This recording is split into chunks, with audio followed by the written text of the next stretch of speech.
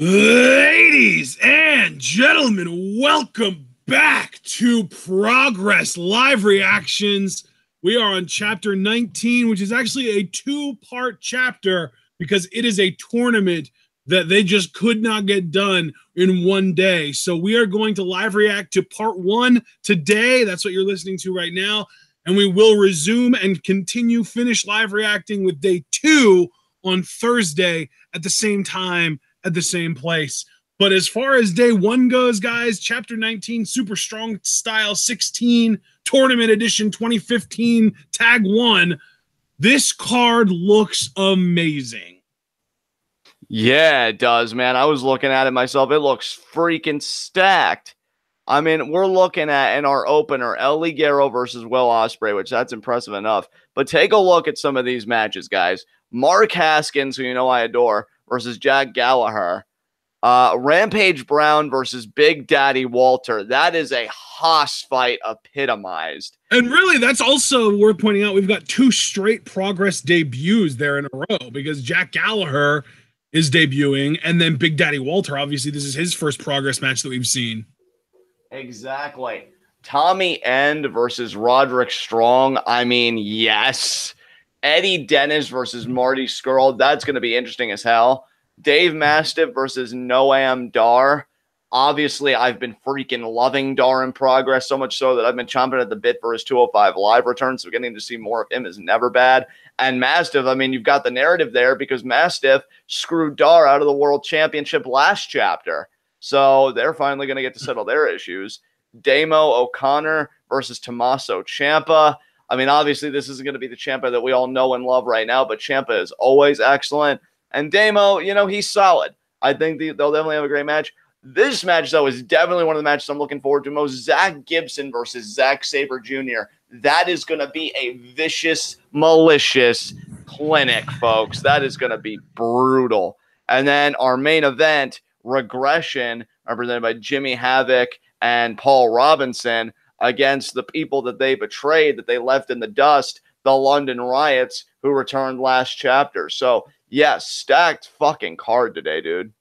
Yeah, this card looks exceptional, and I'm hoping that the matches live up to the billing that they look like. So I do want to let everybody know, first of all, if you're interested in watching with us, you can by simply going to demandprogress.pivotshare.com, getting a subscription to Progress on Demand. It's only $7.49 a month. And I got to tell you, it is well worth that $7.49 because these shows have been great. And then, I mean, if you really want to, you can actually go ahead of us and you can watch, you know, more recent shows that have happened, because from what I'm hearing, Chapter 70 was a lot of fun. Obviously, we won't be there for a long time. So if you want to watch that now, and then by the time we get around to it, you'll probably have forgotten most of the shit that happened on it anyway. So it's not even that big of a deal. However, the second note that I wanted to put out there, guys, was that this show starts with a long bit from Jim Smallman, and they also do bring out Chris Travis, and he talks about recovering and all that stuff. So to skip over all that stuff and get right into the matches, which is really what we're here for, we are starting at the timestamp 14 minutes even. We just set our timestamps to 14 minutes on the dot, 14:00, and we are going to start from that point. So, John, I know we already discussed this beforehand. If you're ready to go, I can do our countdown and we can get into this. Sounds great to me, partner. Let's do it. All right, man. 3, 2, 1, go. And here we go. Smallman talking, and we know El Ligero versus Ospreay is going to open up. Ospreay has been in intense pursuit of El Ligero and, of the Progress Championship, and he's going to have to go through El Ligero to get back there because, as you said, these two chapters are a tournament, a huge tournament, given the caliber of competition that we have participating in it. And if Ospreay can win this tournament, he gets right back in the thick of things. He gets right back in the Progress title hunt, which I know Jimmy Havoc does not want. Oh, he does not. And Jimmy Havoc, speaking of, is in a match tonight. Our main event tonight is that tag match that we got hyped up for on Chapter 18, Regression, Jimmy Havoc and Paul Robinson versus the returning London Riots.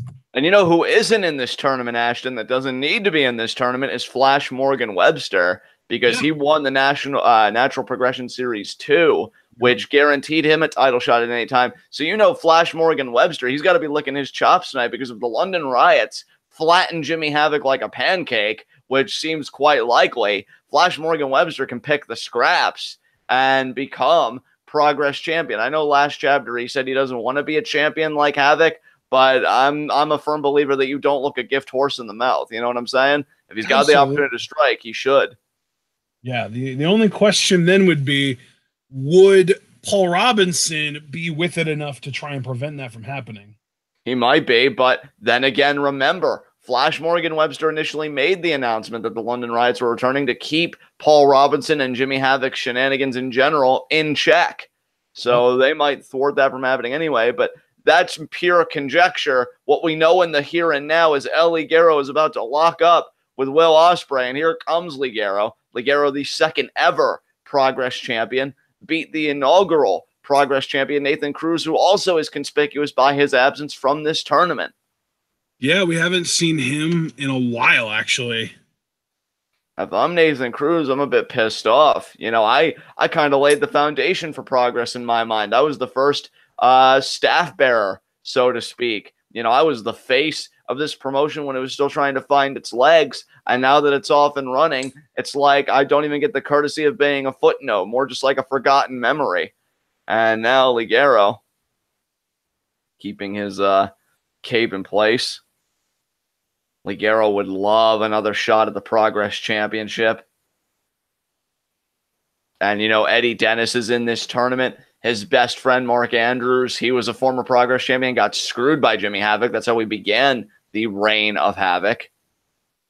Eddie Dennis would love a shot at Havoc, both for himself and for Mark Andrews. Yeah, and that was long enough ago that we can remember back to that, including the London Riots being with Jimmy Havoc and helping to restrain Eddie Dennis from preventing Jimmy Havoc from cashing in that title match in the first place.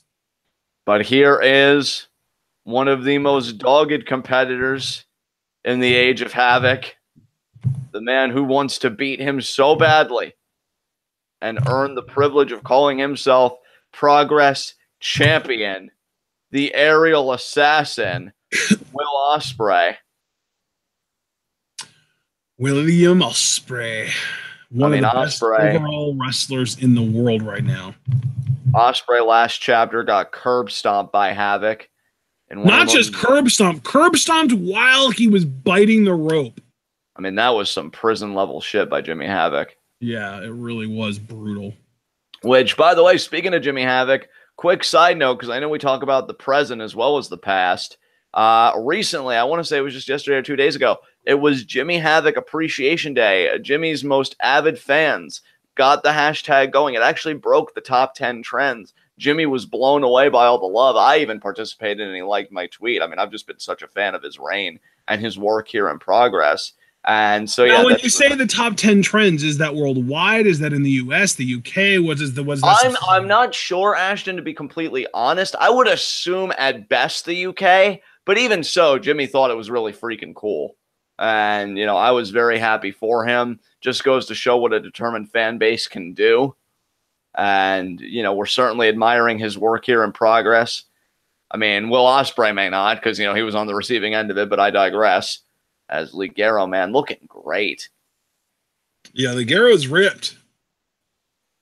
And I'll tell you what, man, I really cannot wait to see what these two guys are going to bring in this match. Ospreay, we know, currently is the junior heavyweight champion. Recently lost the A block in the Best of Super Juniors. We will be covering the finale of BOSJ 25 tomorrow at 4 p.m. EST.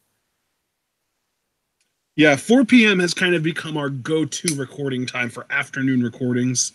And that really just stems from the fact that it's as late as we can go live, that we won't like overlap with any 8 o'clock shows.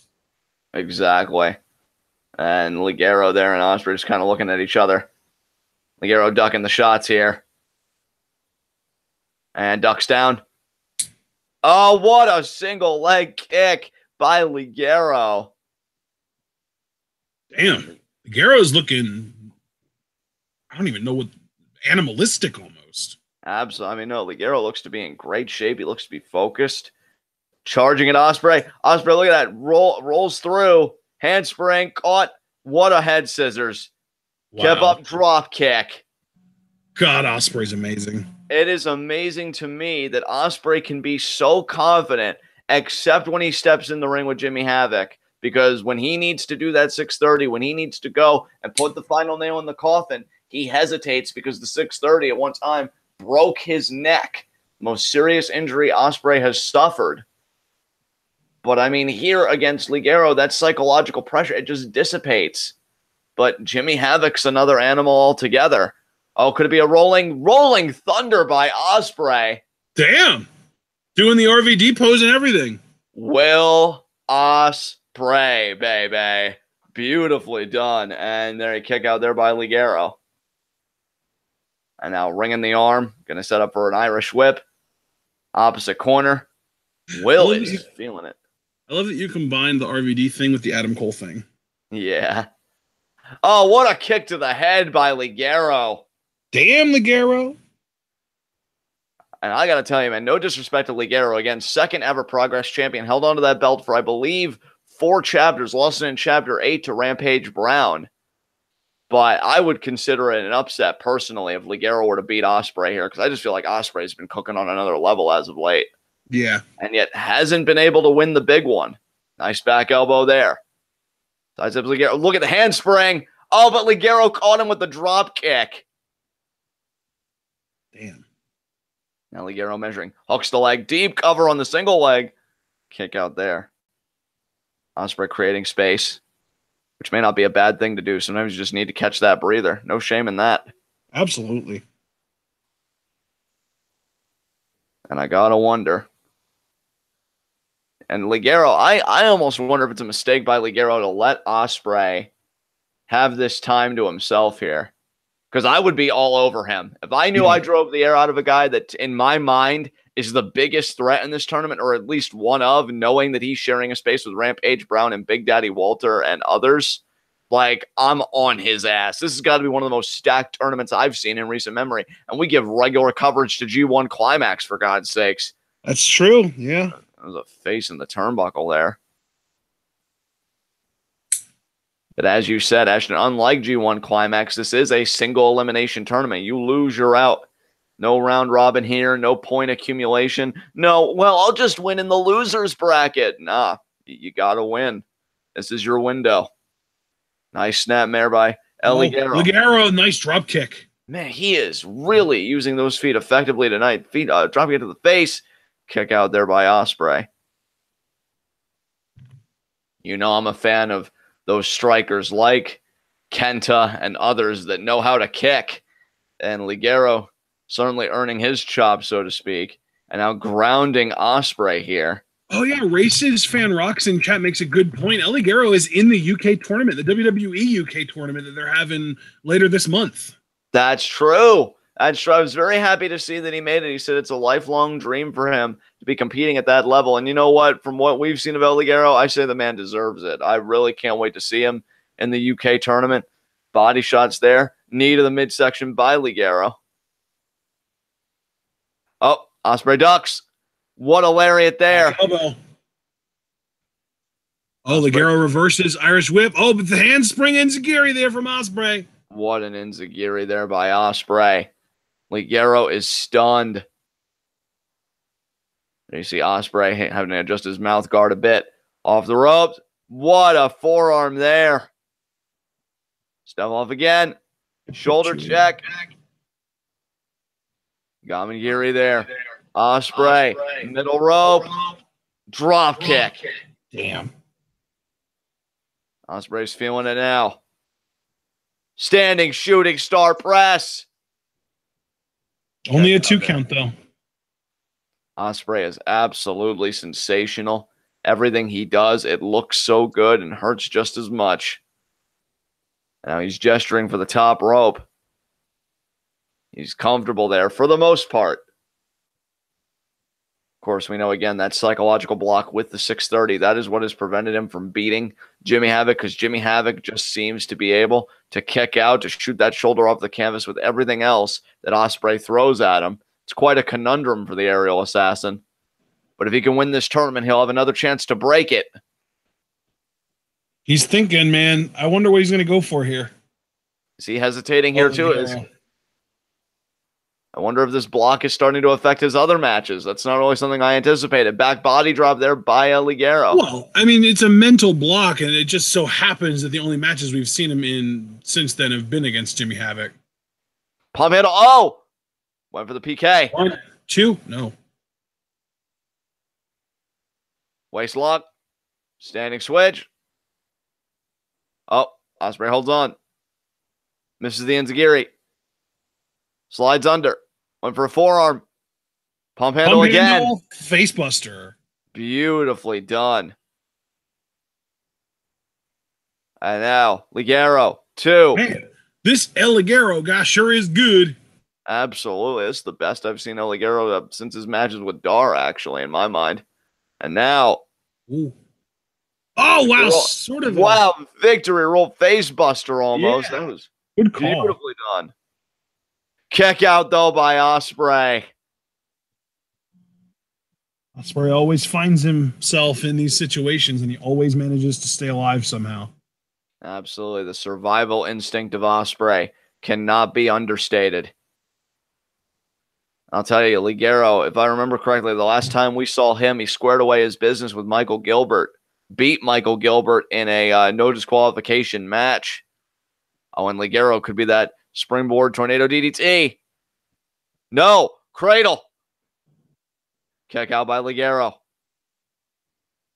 And Poison Rana. Poison Rana spikes Ospreay. Oh, man, he's going up for the arm drag. Oh, no, he's not. He's going for the cutter. What? Wow, what a move there by Ligero. That cutter might have just ended Ospreay's hopes. 1, 2, and Ospreay stays alive in the tournament just barely. Wow. Man. That would have been a huge win for Ligero to start to eliminate Ospreay from this tournament, but Ospreay stays alive. Can I just say, though, what an opening bout already. Absolutely. If this is the tone setter for the tournament, I can't wait to see what the other bouts are like. And now, Ospreay pulling himself up using Ligero. Ligero, though, when a man starts using you to pull himself up, that tells me he's running on fumes. It may only be a matter of time here before the aerial assassin is eliminated from this tournament. Ligero pushes him off. Pop up. Oh, what a shot to the face. Pop up forearm right to the face. And Ligero now sees Ospreay somewhat slumped in the corner. Purges him on the rope. And now Ligero going to make the ascent to the middle rope. Oh, Ospreay slides under. Nando's. There it is. He got it. Sunset flip. Very nice. Into what the pin. What a power. 2. Oh, the kick out. Oh, the kick to the head. Oh, the super kick. Essex Destroyer. That might do it. Yeah. 2, 3. That's it. Wow. Ospreay gets the win. Once he got cheeky Nando's, he did not take his foot off the gas. He was relentless. He put this match away. El Ligero eliminated. Ospreay advances. Man, what a match that was. What a match that was, and what a performer Ospreay is. And really, Ligero had a great performance there too, but Ospreay is just on another level, man. And even since this point, I feel like he's gotten even better, and he was already this good at this point. Absolutely. Because you've got to remember, this was basically 3 years ago. Yeah. That's crazy to think about. Yeah. Ospreay looking to get just one more shot at Jimmy Havoc, the Progress champion. And Jimmy Havoc could not have been happy about this result. I don't think he wanted to face Ospreay again. He's got Flash Morgan Webster to worry about. I mean, really, if you're Jimmy Havoc and you're looking at these brackets, I mean, even El Ligero, who was eliminated, would have posed a threat to Havoc. But you've got some of these guys that are guaranteed to advance. Like, for example, today we're guaranteed to see either Rampage Brown or Big Daddy Walter advance. You think Jimmy Havoc really thinks to himself, yeah, I'd love to face one of those guys one-on-one? Fuck no. So he's got to be just freaking pacing like a wild man watching this tournament unfold. Ligero now heads to the back. Takes his cape. Shows his respect to the crowd and to Smallman as we move right along here. We've got Mark Haskins versus Jack Gallagher. I cannot wait for that matchup. That's going to be a lot of fun.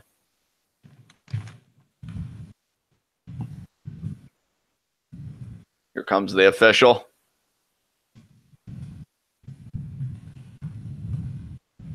Referee checking the ropes. Ring still seems sturdy. That's how we like it. So who do you got between Haskins and Gallagher here, Ashton? You know, it's tough to ever pick against Haskins. I like the idea of Gallagher winning his debut match, but I don't know, man. I kind of feel like I have to just stick with Haskins just because he's one of those rare heels that just straight up wins a lot of matches. I mean, you know that I got to go with my boy Haskins. I mean, that was never in doubt.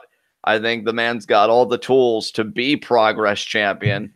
He's just an amazing competitor, a nice hybrid of technical acumen with some high flying peppered in, and definitely a good ground game.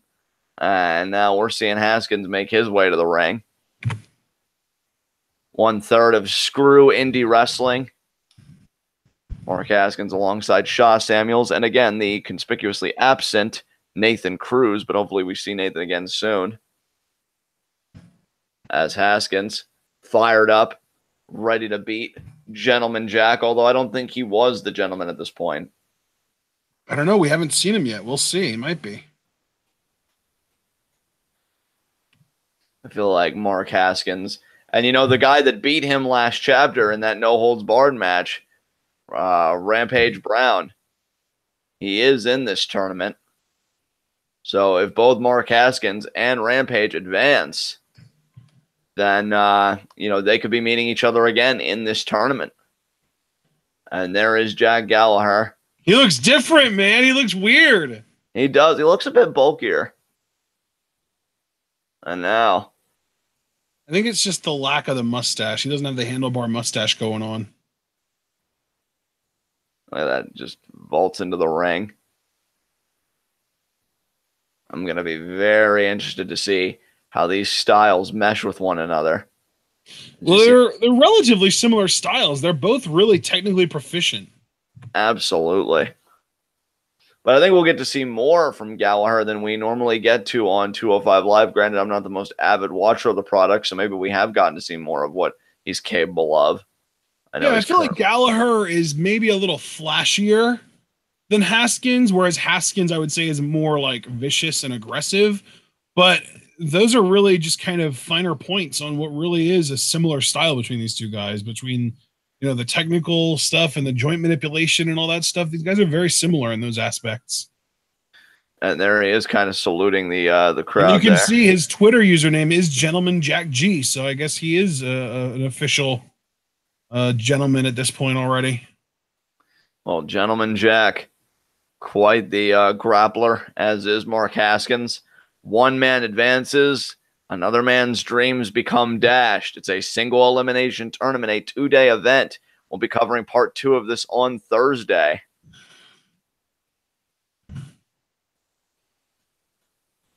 And there's the bell.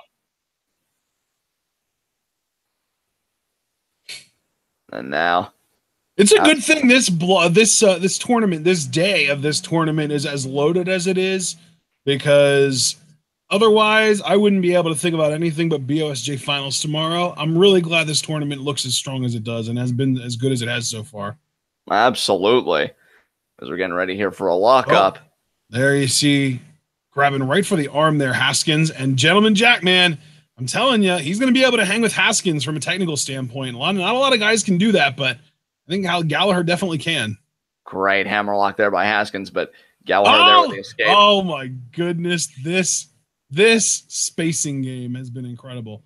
Just catch as catch can. counter wrestling. Jack with the kip up and the face off. Stalemate, baby. I love it. I think Haskins has realized, like, okay, well, I'm not going to be able to just blow this guy away with technical wrestling because he can hang with me at that. So I'm going to have to figure something else out.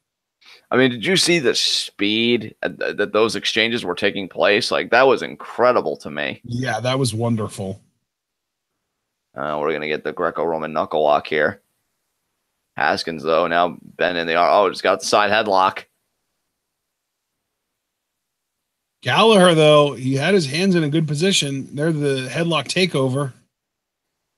And shoots his arm off the canvas. Tries to keep his shoulders off the mat so as not to initiate a pin. And now, yes, the hammerlock from Jack. What a counter. Brilliant counter wrestler is Gallagher. But Haskins can be a brilliant counter wrestler as well. And are we about to see that here? No, not quite yet. Gentleman Jack still has a great control of the hold.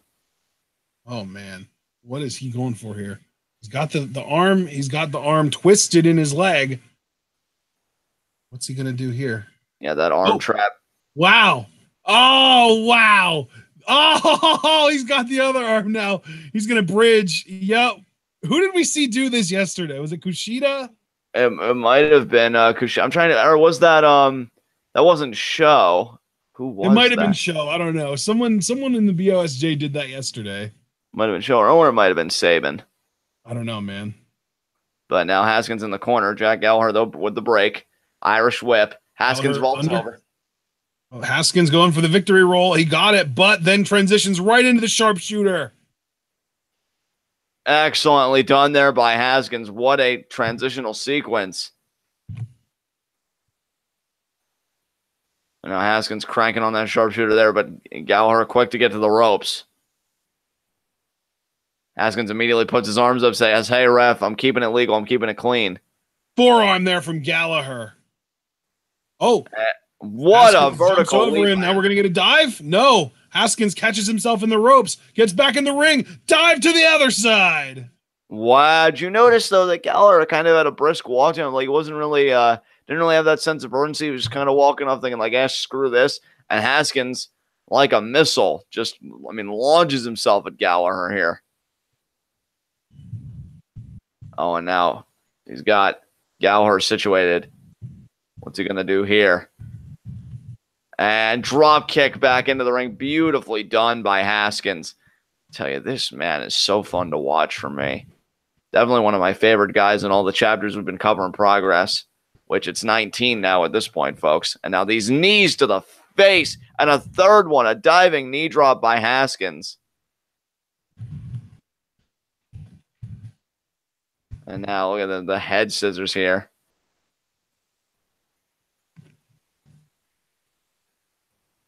And Haskins really applying the pressure. Gallagher seems like he's trying to bridge. I don't know if that was him trying to bridge or if that was just Haskins kind of pulling him up. No, it definitely seems like Gallagher was trying to bridge, maybe to escape, maybe to turn it into a pin for his benefit. But I don't think Haskins would be that aloof. I think he's got great situational awareness. And look at that, the leg right to the face and the throat. Oh, Gallagher, though, there was like a forearm to the midsection and then one to the face and then an uppercut. Oh, but there's the kitchen sink from Haskins. I'm telling you, man, these guys are so evenly matched. Forearm there from Gallagher. Another forearm. Gallagher does, I will say, Gallagher has the striking advantage because he does have a legit MMA background. He's won real fights before, so it's not like he's a wrestling only kind of guy like Haskins is. Right. Back and forth these two go. And Gallagher responds. Yeah, I really don't think this is the best idea for Haskins because this is Gallagher's wheelhouse. Oh, right into the heel hook. Look at Gallagher. Gallagher, great catch there. Turns into the heel hook submissions. Will Haskins tap? If he does, he's eliminated from this tournament. Gallagher will advance and he gets to the ropes. That was sick. Come on, Haskins. You're better than this. Get back in this. And now Gallagher charging. Oh, what there's a drop kick. Drop kick right to the face. And now another cover here, too. Interesting pin there, and then right into the ankle lock is Gallagher. very interesting transition there. I really enjoy what Gallagher's doing here. Oh, absolutely. This is a Gallagher I feel like we haven't really been permitted to see since the CWC, if that. Like, just seeing him use more submissions and work this kind of style is very refreshing. And now, what a knee. That with the knee right to the head and neck area. Now Gallagher looks almost like a guillotine. I mean, he's got a breaker every beginning his count there. But I think Gallagher knows, look, I may not be able to legally get a submission, but I can drive the wind out of my opponent. Oh, but look at Haskins. Dragon screw. That's going to be an advantage for Haskins for sure. He's basically trying to even the playing field.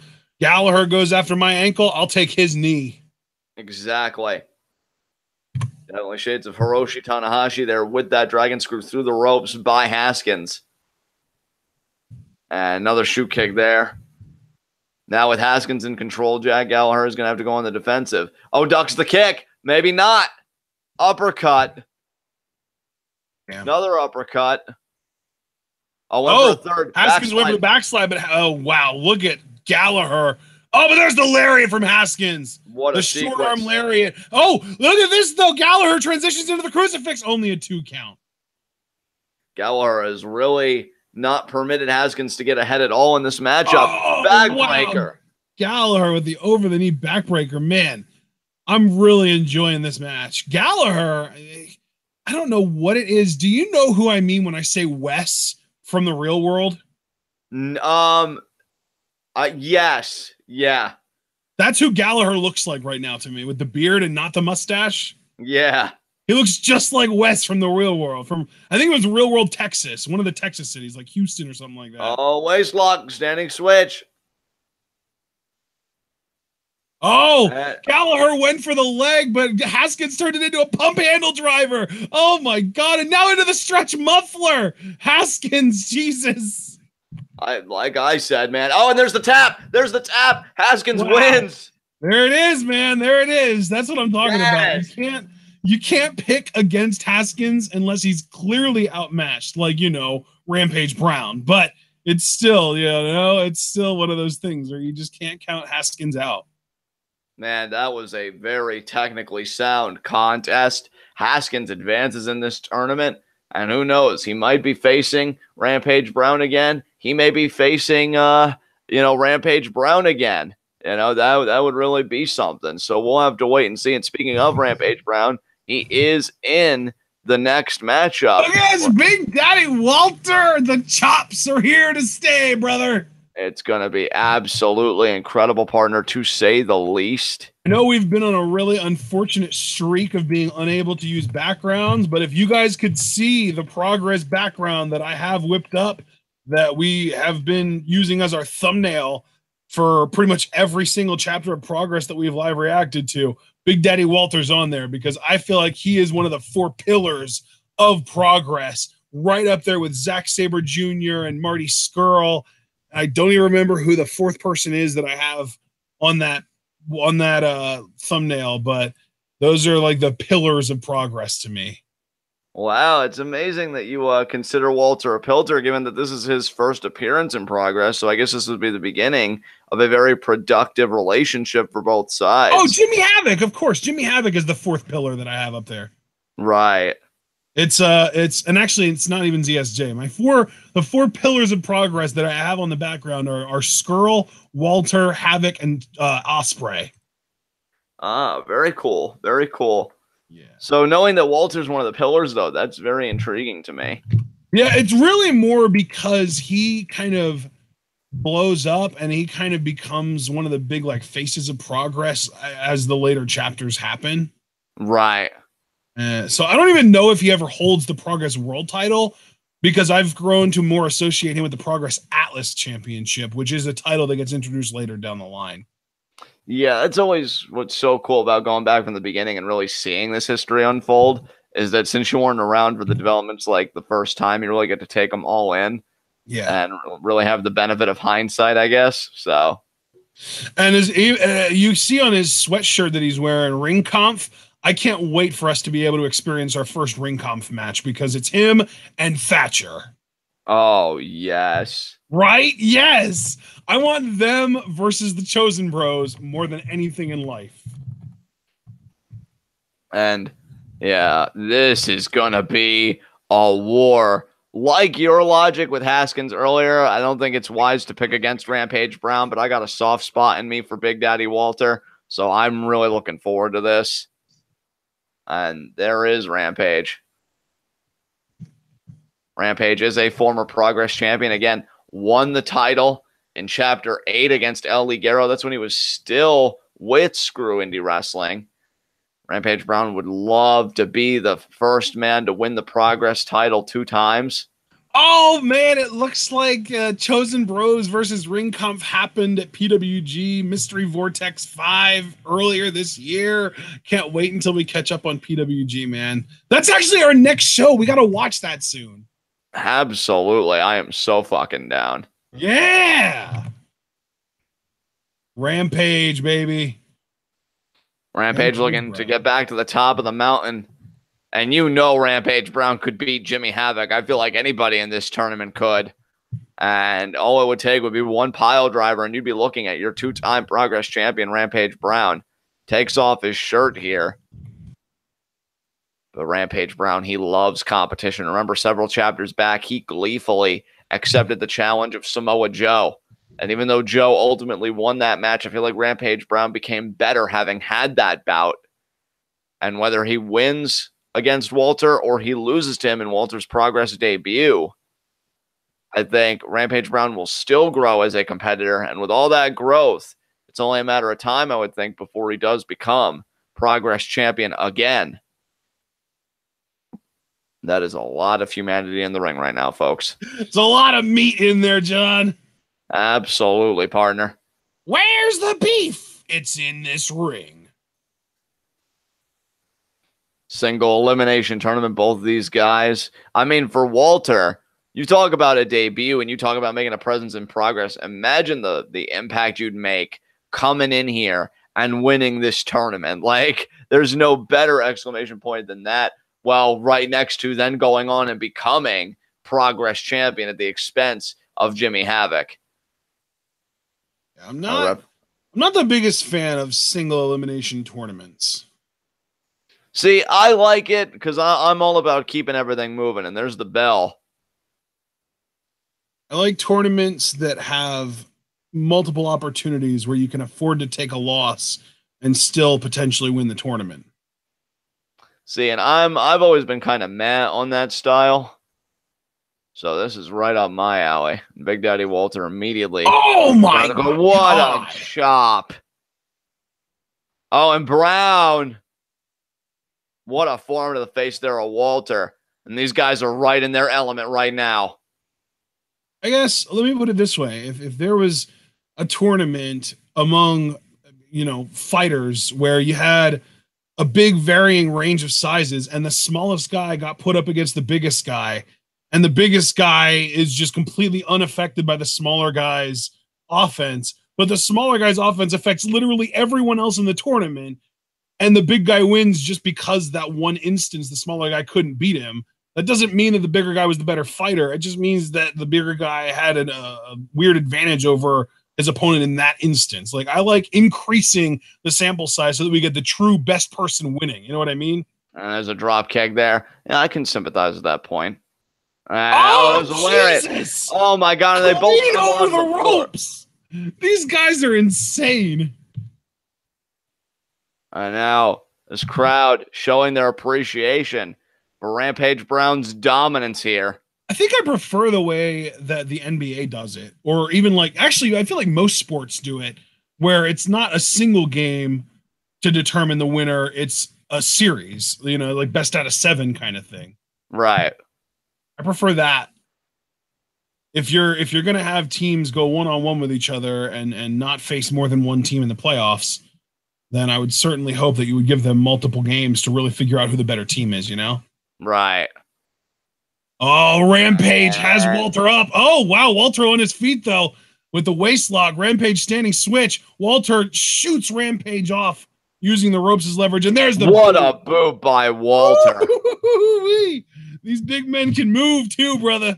That is a hoss right there. Imagine you're at a bar and you're just having a drink and Walter crosses your path and maybe you're just drunk enough that you say something smart.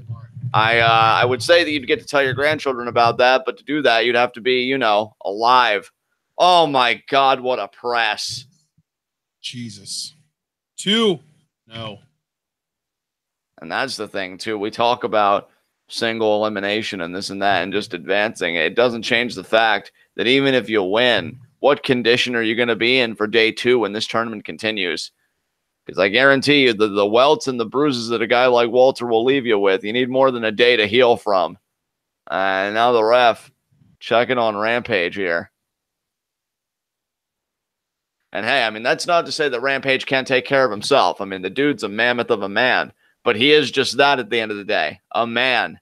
And Walter, what a knee there. Walter, again, is one of those guys that he's big, but he knows how to use it. You know, he's not just this bumbling guy that just thinks in virtue of being big that that's enough. He's got technique. He's got a striking game. Hooks the leg. 2. Kick out. And the whole being big thing works out for him as well. Like in instances where, like what we just saw, his opponent can't maintain his weight on their shoulders for a fireman's carry. Exactly. Now you see the wrist clutch there by Walter. What's he thinking about here? And we're doing the chops. Oh, God, we're doing chops, John. And coming from Walter, get ready for your chest to be blistered. Yeah. Nice vertical suplex. Great technique on that. Absolutely. Excellent suplex there. See, if someone like a Nia Jax or a Viper could wrestle the way Walter wrestles, I would like him.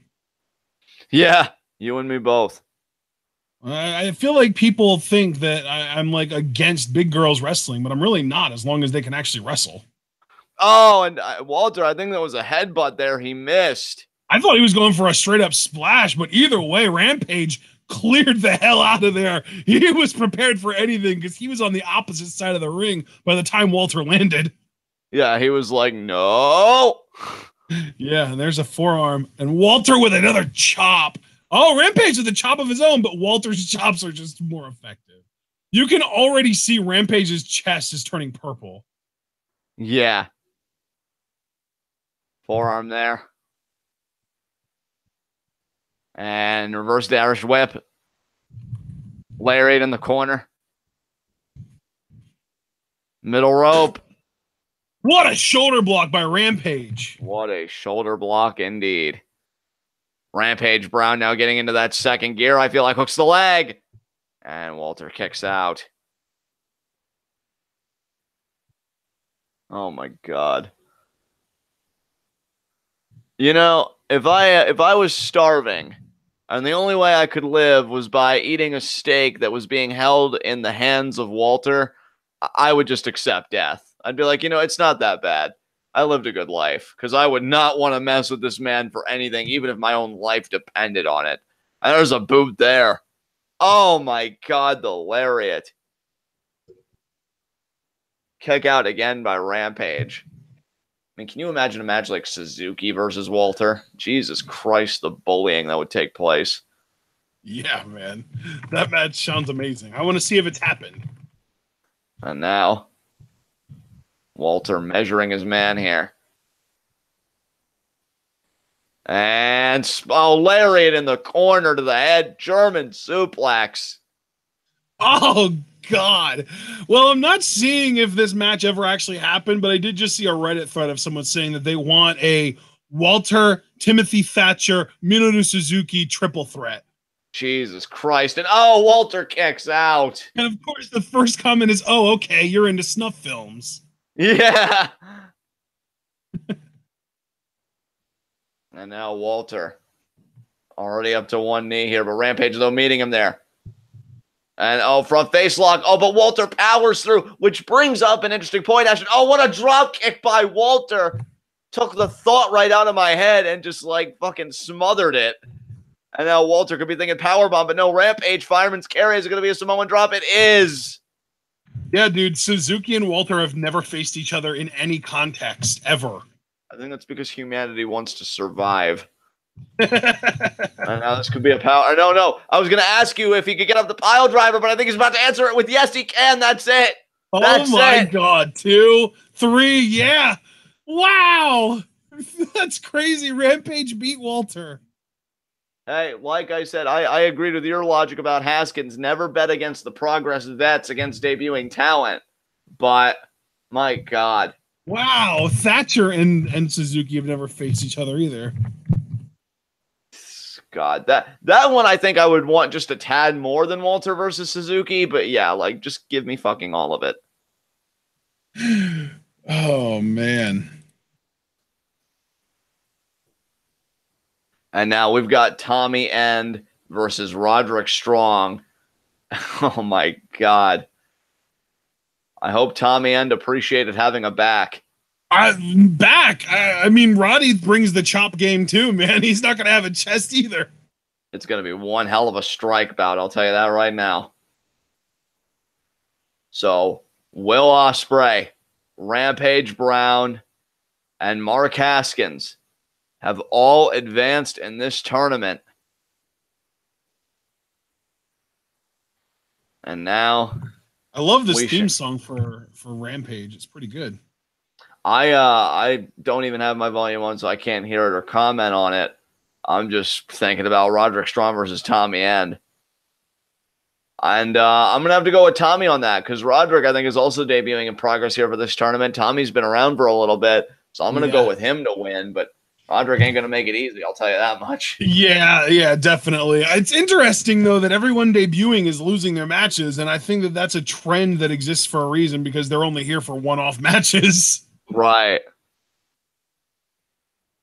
So that would even mean that Damo, who we've at least seen one chapter before, he'll probably beat Ciampa, who is debuting, right? Probably, yeah. Yeah, that's crazy to think about. I'm guessing a lot of the guys that we've never seen before are only here for like a one-time paycheck kind of thing. Yeah. And maybe just to like get their toe in the water and see if they're into the promotion and want to come back kind of thing. And up. The anti-hero, Tommy End. Here he comes. Yeah, here we go. Tommy End, you want to talk about strikers. Tommy End, I think, is one of the best strikers in the game right now. Currently in NXT as the NXT champion, Aleister Black, set to take on Lars Sullivan for the NXT Championship to take over Chicago next Saturday, which we will be live reacting to that show. Tommy End, they're saluting the crowd. He's had a mixed bag of success in Progress. Some big wins, some setbacks. But, I mean, this is the tournament where everything matters. If Tommy End really wanted a path to the Progress Championship, this is it. You win this tournament, you get Jimmy Havoc. And Tommy End is another guy that Jimmy Havoc would be cussing under his breath and definitely even out loud to Smallman's face about facing. He's probably thinking, fuck Tommy End. I don't want to fucking face him. So would you say that your sort of aha moment when you realized that Tommy End was pretty great was at PWG Don't Sweat the Technique in his match against Hero? Yeah, that was a really stellar contest. And oh, look at Roderick here with the shirt. The champ is here. This was when he was PWG champ, I believe. Oh, yeah. God, his PWG title reign was so good. It was. It really was. Heel Roddy that isn't like a third wheel, but just kind of doing his own thing and shooting his mouth off is the fucking best. I still hope we get to see more of that heelish personality in NXT. I know he's got to tone it down, obviously, because of the demographic. But, man, Roderick's so good when he's really allowed to cut loose as a heel. Yeah, he held the PWG title for over a year, actually. He won it in December of 2014 and lost it to ZSJ in March of 2016. So over a calendar year that Roderick was champion and the entire calendar year of 2015. You know, it would be interesting if Roderick advanced so much in this tournament as well as ZSJ, who is facing Travis Banks in round one. Am I right about that? Zack Gibson, excuse me. I misspoke. Travis Banks is in the UK tournament too. I guess I saw that name mentioned earlier in chat and I got stuck in my brain. But yeah, I think Gibson Travis Banks is facing Ligero in the first round of WWE's UK tournament this year. And we've even seen a little bit of Travis Banks because we watched that match with him and Mike Bailey. Yeah, and from Riptide Wrestling, which is another really, really interesting newer promotion. They just started in 2017, so they are a newer promotion. They're running shows, I think it's like once a month-ish, maybe once every couple months, and they do a really, really cool like cinematic style of shooting. It's really well done. I want to definitely start watching more of their stuff, but you know, there's just so much on our slate right now between Progress and BOSJ and Lucha Underground coming up that we haven't really found time to check more into Riptide other than that one match. Absolutely. Referee calling for the bell there. Here we go. Roderick Strong. You know, the biggest compliment I could give Roderick, and I know, you know, the standard compliments, always an Energizer Bunny, always one hell of a striker. In this day and age where I feel like guys are doing everything, it is so hard, in my opinion, to be an innovative force in this industry. And I feel like Roderick, his repertoire is genuinely innovative. Like when they call him the Messiah of the Backbreaker, that isn't a name you think of in the shower and you think, oh, that'll be cool to call myself with my entrance music. No, that's a name that you earn through your body of work. And Roderick's body of work and how he has innovated the Backbreaker, which to me is one of the most elementary and fundamental maneuvers in the game, is a testament to the ingenuity that this man brings between the ropes. So if you ever wanted me to do a soliloquy on Roderick Strong and really praise him to the hills, there you have it, folks. I think one of the most innovative competitors of this generation. And that is alongside guys like AJ Styles, like Daniel Bryan, hell, like my guy Johnny Mundo. You know, I mean, Roderick, he's really something. He's going to get in here. First time I remember having seen Roderick Strong, I want to say it was in 2005 on the TNA show Genesis. It was the same show that Christian Cage debuted for TNA on. And one of the matches was a big 8-man tag, including guys like Alex Shelley and Roderick Strong and Chris Sabin and Austin Aries, all those crazy X Division talents. So that was my first ever exposure to Roderick Strong way back in 2005 when he was still like 21 or 22 years old. Unbelievable. That's what we mean, though, when we say it feels like he's been around forever, because he basically has been. This is a dude who debuted in wrestling as like just like a general rule of thumb, like as a wrestler in the year 2000 when he was only 17 years old, maybe even 16 if it was before his birthday that year. And I mean, competing that long, I mean, so in a way, Roderick Strong was a prodigy, which just kind of feeds into my narrative that he's really the most innovative competitor to me of this generation. Like, unbelievable. And you know what I appreciate too? Because let me just say this, because I know, and now Roderick seems like he's walking out, and I mean, I'm just kind of I have no idea what's happening here. He also started wrestling for Ring of Honor at 20 years old back in 2003.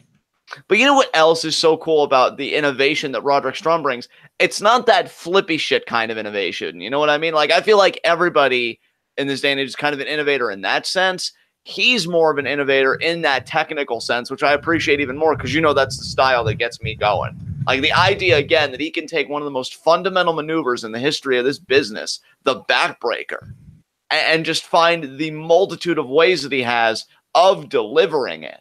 It blows the mind. It's like, it's just, I don't even really know how to say it because I really am the guy, right, that appreciates like philosophy and music and art. And one thing I've always appreciated is, can you push the limits of a certain form, of a certain genre of music, of a certain type of painting? And I feel like Roderick Strong has taken the backbreaker to its limit. Like he's exhausted all the creative possibilities. And that to me is the mark of true genius. Tommy End, he was laying on his back there. He's just kind of taking a chill. Maybe he has the right approach. I just hope he's not taking Roderick too lightly. And now here we go. And Roderick there with the single leg pick. And now look at Endo responding with a leg pick of his own. Man, this is going to be so freaking good. And look at this scramble here and smothering. Those of you that are here live and in chat, I would like to let everyone know that CM Punk officially won the trial that's been going on. Oh shit!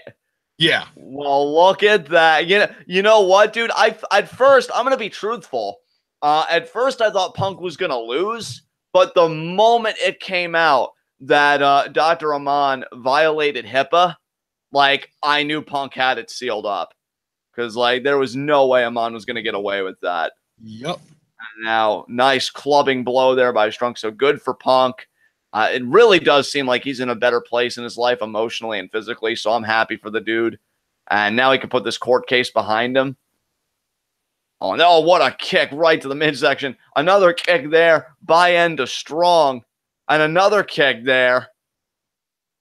And another kick.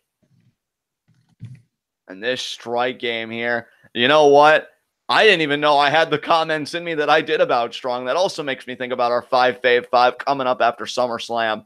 Vertical leap. What a calf kick by Strong. God, I love Roddy. Dude, he's so good. Kick out there by End. But so is End, though. I mean, that's the thing. All my talk about Strong was really just to make a simple point that I think Tommy End is in there with a genius. But that's not to say that Tommy End is a slouch by any stretch. This dude is a very proficient striker. This man is very dangerous. Oh, my God, these chops. I'm telling you, man, Roddy is up there with Marufuji, with Walter, as far as just stupid chops go. And again, he's a guy that is deceptively vicious. Because you look at him, right? And I'm going to be honest, like, and this is not a knock on Roderick. He looks so bland and vanilla. But he looks like the dad that just dropped his kids off at baseball practice. Yeah. Like, he doesn't look like he could blister your skin with his bare fucking hand. And yet here he is. And now he's choking End with the boot. But again, though, that is not to shortchange End at all. This guy will kick your head clean off of its shoulders if you so much as blink wrong. You know, if you just take time that you don't have to blink and be like, oh, that feels good. Oh, wait, where'd my head go? Oh, it's on the canvas. Oops. That's a freaking End match for you. Lands on his feet. Strong with the back elbows. Off the ropes. Roll up there by End. Oh, what a single leg pick by Roddy. God, this man. Oh, what a shoot kick. Dude, I got to go back and watch Roderick's older stuff again. Because, like, I've been loving... Oh, wait, cover here. Kick out there. Because I feel like Roderick Strong, when I began watching him, I didn't appreciate him as much as I do now. You know what I mean? So it's almost like you don't know what you're experiencing. Oh, my God, what a kick to the head. Another kick to the head. Jesus. Just talking about how Roddy is like a prodigy makes me realize that we really need to get more female prodigies in pro wrestling. Because as of right now, the only ones that I know of for sure are like Becky Lynch, who's amazing. Tenille, who is amazing, Paige, who could have been amazing if she kept her head on straight, and Priscilla Kelly, who's probably going to be amazing. Right. And she already is pretty damn great. So, like, and she is, like, she's a prodigy in the sense that she's still, like, 21 or something like that. Would you classify Sasha as such? Scoop slam there by End. Sasha's close, but I think she started a little bit later than what I would qualify as a prodigy. I don't know. What a knee to the midsection there. And now, 2. Kick out there by Strong. This has been a vicious matchup here. And now, End following Strong out. They're going to fight on the apron here. Again, single elimination tournament. No, yeah, I would qualify Sasha as a prodigy because she started at 18. And, oh, look at this. Elbows there. Oh, Strong falls out. Oh, kicks from Black, man. Oh, Jesus Christ, Roderick. Oh, and the front. That's the genius. That is the genius of Roderick Strong on display. What did I fucking tell you people? This man is a How savage. About the freak tier strength that this man possesses? This man is a savage. Just devastated. Tommy End's back, and he used the fucking ring apron to do it. Holy shit.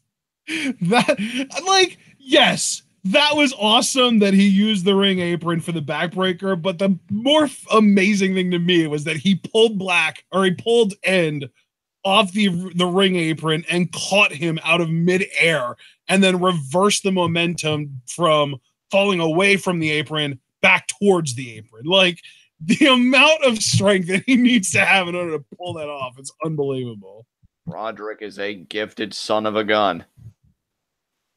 And now he's got the chin lock here with the knee just buried in the back. And now look at this. He's almost got like a front face lock here. Now he does formally. Oh, the body shots there by End. Man, I'm the scene now. This drop kick. I gotta say, I've loved the prior bouts that we've gotten. Make no mistake about that. Cover here, 2. But this conversation, this matchup, this is what's got me juiced up. Now I feel like I'm cooking here. And Roderick Strong feeling the same way after that 2 count. He has to feel like it's only a matter of time before he puts Tommy End away and really separates himself from Walter, from Jack Gallagher, by winning his Progress debut and advancing in this tournament. And given that he is currently in his PWG run, as you noted earlier at the top of this matchup, I mean, just imagine if he would unify the Progress and PWG championships. Roderick Strong, I mean, this would just be his year. And now, wait a minute here.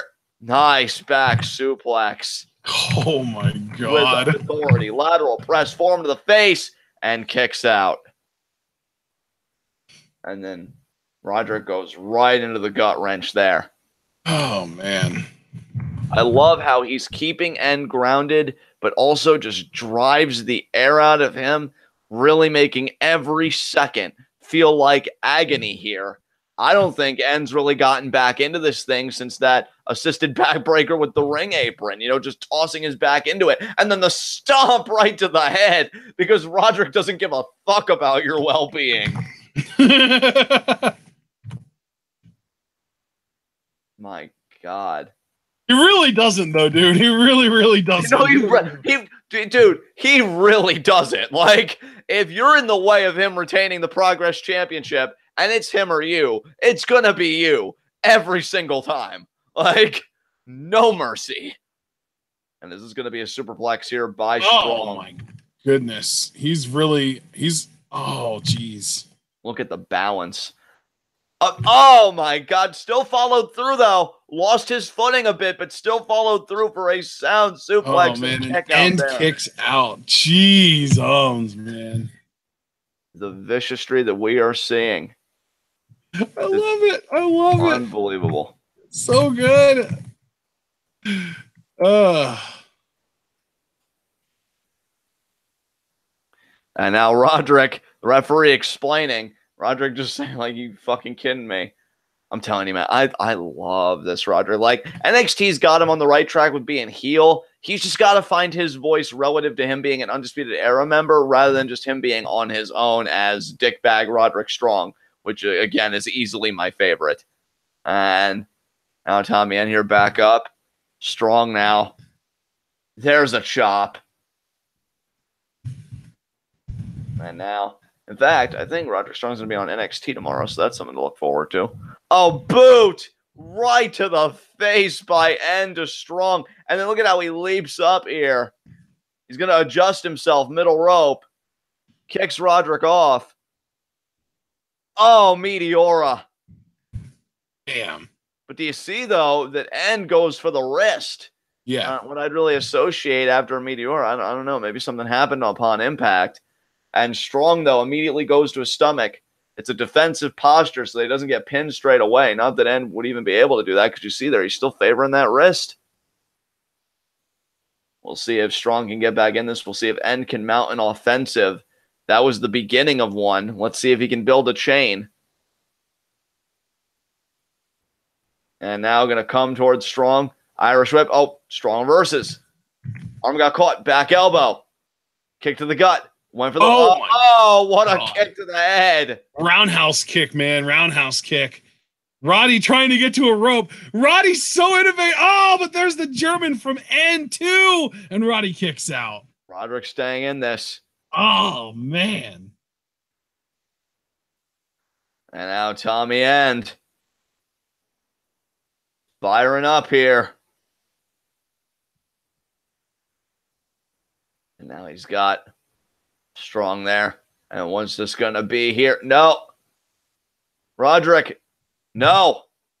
Pin there. Two. No. Kick out again. Oh, there's the reverse roundhouse. Yeah, what he would call black mass today. Only a 2 count. Yeah, he hadn't quite refined it into a finishing type maneuver at this point yet. And he's still in disbelief that Roderick kicked out. And you see Roderick there again, more of a defensive posture, wrapping himself around the bottom rope. I personally think it's ingenious. And now see, he can stomp to make the break, but the referee does have to cause a bit of a separation here. Yeah. I don't think he's going. I think he's just going to let these guys have it out. We know that Roderick Strong's finisher is the end of heartache, the backbreaker, the suplex into the backbreaker over the knees. And now could it be the double stomp here from End? He's won matches with this. No, Strong moves out of the way. Oh, Enziguri there from Strong. He's thinking backbreaker. Oh, no, he's not. He's thinking facebuster. Beautifully done there. Strong covers. God. Kick out there. His last name is so fitting because he is an absolute powerhouse. Absolutely. It's not false advertising when you can back it up. And telling the referee to shut up. Oh, Roderick. I love when you're a dick to everyone else. It's just crazy because he's under... He qualifies as a cruiserweight. He's listed at 200 pounds. But yeah, he was in that cruiserweight tournament on the road to WrestleMania this past year. I know, dude, but he's so I could imagine him being able to lift up and do crazy shit to guys like Cesaro and Sheamus and like bigger, like true heavyweights like that. Oh my God, the knee! What a knee strike! There. And now he's got him up. He's gonna do a gut buster. Sure is. I think you're like a second or two ahead of me. I don't know how that happened. Double knee gut buster. Oh, the spinning roundhouse again. There's the shoe kick. Oh, Roddy went for the knee. Oh, there's a pump knee there from End. Cover. 2. No. Roderick just kicked out. Now End going to go to the top rope all the way up to the top rope. He wants a stomp, and he got it. He got the stomp, but Roderick's back up. There's the knee from Roderick. Are you kidding me right now? And Roderick not going to give this up without a fight. And it has been a fight. Though? That was brilliant by Roderick because even if that stomp took everything out of him, the fact that he was able to get that adrenaline rush to be able to just knock End out long enough to prevent him from going for the pin right away probably saved him this match. I completely agree with you. Yeah, I definitely think Strong was in peril there of being eliminated. And the Chief, in echoing my sentiments, Jesus, can we get this match for the NXT Championship? Yeah, yes. That would be really nice. I still want Velveteen Dream to be the one to take it off Black eventually, but if that's not a part of the plans, I would love for this to be an NXT title match. I've already told you, John, I'm predicting that Aleister Black will hold the NXT Championship for at least a calendar year in a Balor-esque run. So if Roderick Strong happens to be one of his challenges in that time, nobody would complain about that. Certainly not. And if you would complain about it, I suggest you check your pulse personally because these guys have been absolutely killing each other. And now, back and forth, back and forth. Oh, and with the series of strikes. Roddy's, though, where was the kick? There's the sick kick. Oh, could be end of heartache. There it is. Hey, God, no way. No 1, way. 2, 3, Roderick wins. Wow, Roderick really has separated himself from the pack. Yes, he has, baby. PWG champion and is looking to make history by unifying that belt with the Progress Championship. Oh, yeah. Roderick, you beast. I love it, though. I love it, man. It's awesome. This man... We called him a prodigy. We called him a genius. And you know, the thing about praise is it's a lot like a house of cards. You know, you can climb higher and higher, but sooner or later it's going to topple. It's going to fall down. But for Roderick Strong, all the praise heaped upon his shoulders, he lifted it over his head and he crushed Tommy End with it to advance. That is incredible. This man is incredible. I can't wait to see who he faces next.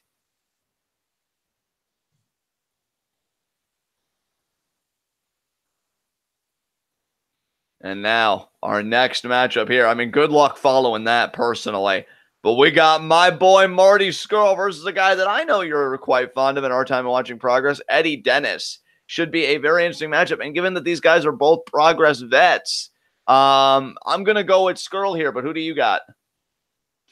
Yeah, I think I'm gonna have to go for Scurll too, man. And it's not even necessarily because I think he's more likely to win. I think it's more just that I just want to see more of him than I necessarily want to see of Eddie Dennis throughout this tournament. I like, especially because if we go by what the first round matches were, if Scurll wins, his first opponent in the second round is either going to be Mastiff or Dar.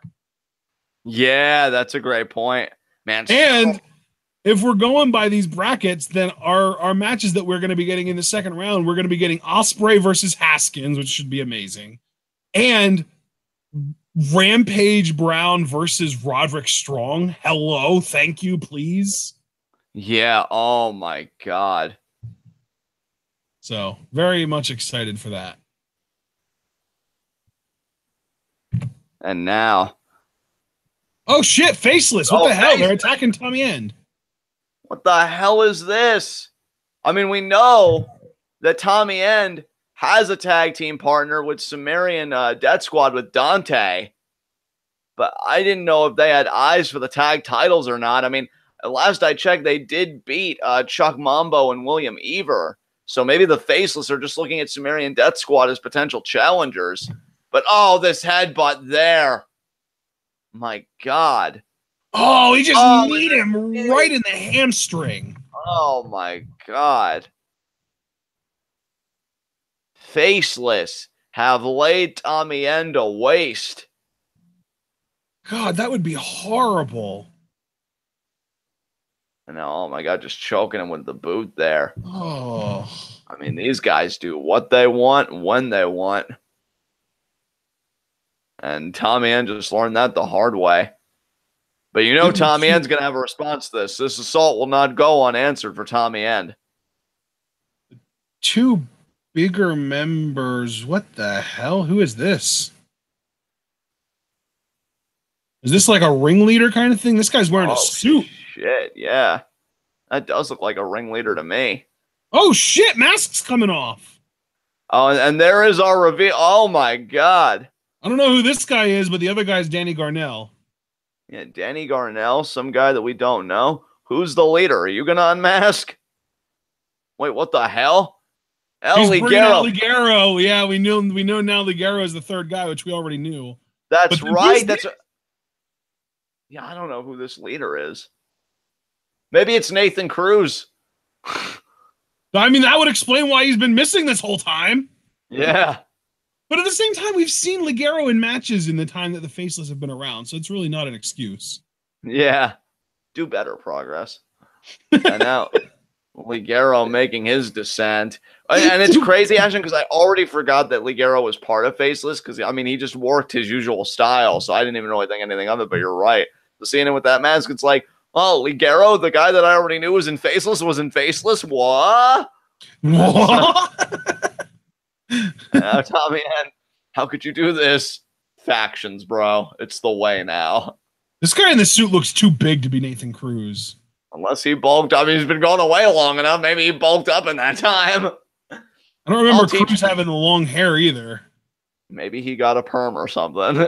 My God, you're so insistent. That's me. Unmask, you piece of shit. Show me who you are. Directing traffic. We know that the Faceless have the tag titles. Yeah, they do. This ringleader looks like he would want the Progress Championship. How dare you? How dare you all have my vengeance? An endless vengeance! So, is the ringleader not gonna unmask? Because I'd really love to know who this is. Oh.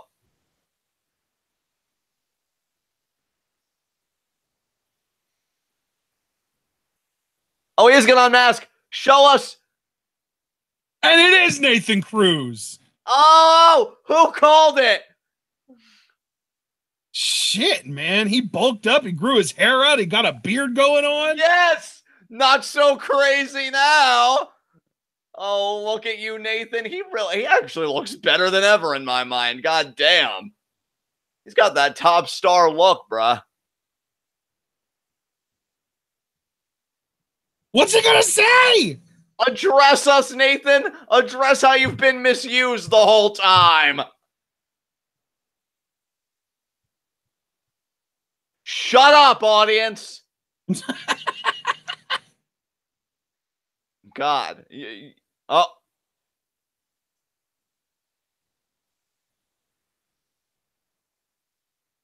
That's right.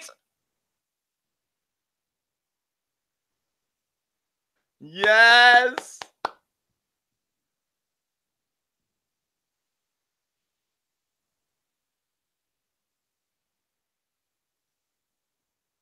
We know. He is. Hey, he's reminding the uneducated.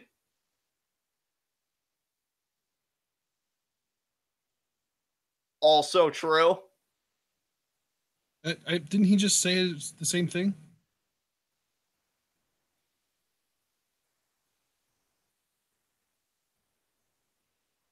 Yeah, he's just repeating himself now. That's the third time.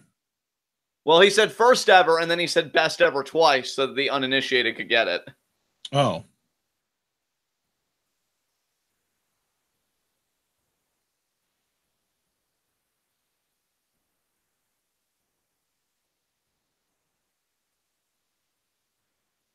Yes.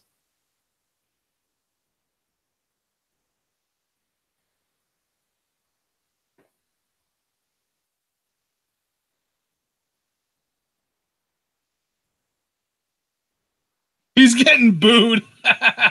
Shut your face, old crowd.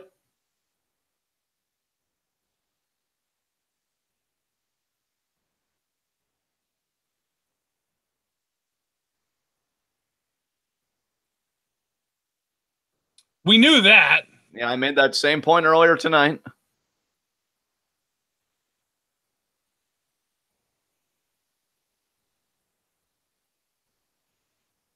What are they chanting? I don't know.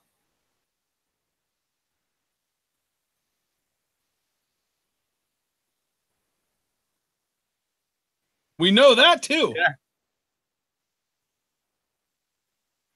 I would agree with that. Yeah.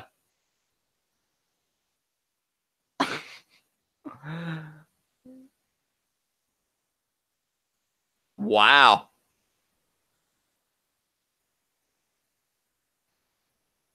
I didn't realize that. Wow. Look at Nathan making salient points.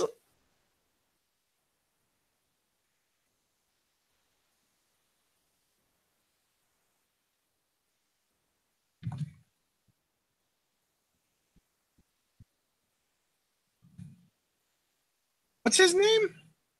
I thought I heard David Mosa. Damon Moser. Okay.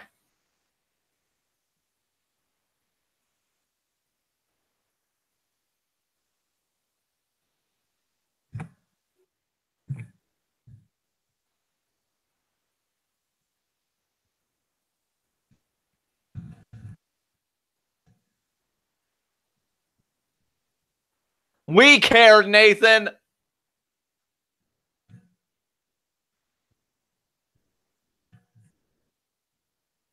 Oh my God, he's getting boring chants. This crowd is so disrespectful. How dare you?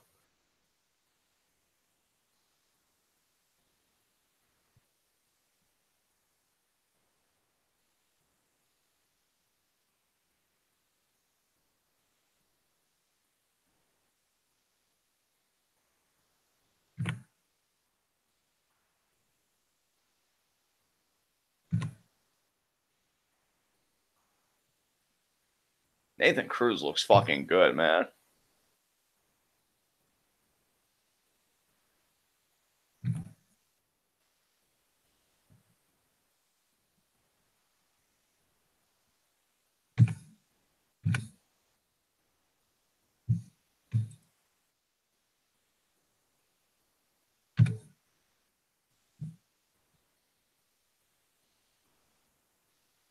The faceless is his brainchild.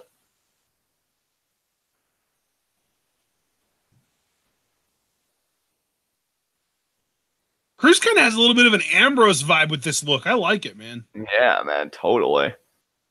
And see, this crowd is just proving Nathan's point. Just totally pig-headed right now. Well, that's what he just said. You're proving my point. They can't all be intellectuals like us, Nathan.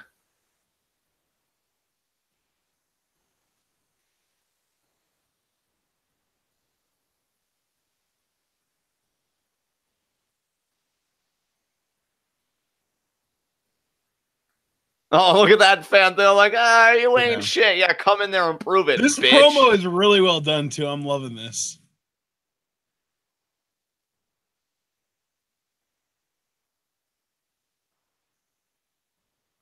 The little people. The little people. Yes, belittle them, Nathan.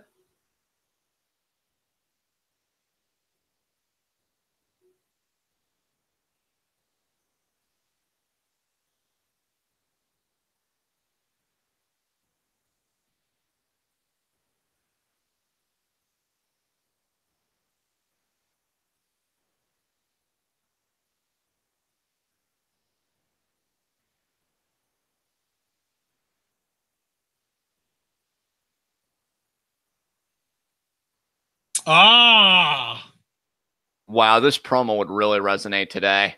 I want somebody to cut this kind of promo in Full Sail, for fuck's sake. I mean, this promo just happened 3 years ago, so it's not like it's outdated by any means. Certainly not. I guess I should just really say I want somebody to cut that type of promo on like the U.S. wrestling scene, particularly again in the WWE, where I feel like it's the worst because it is the monopoly. What the hell?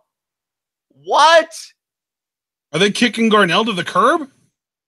I guess. What the shit?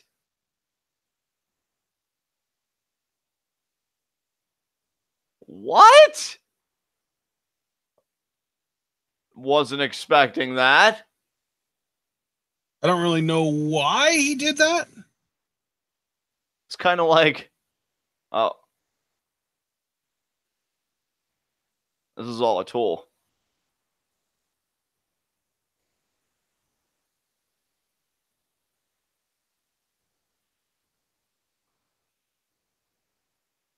Oh, the Faceless is dead.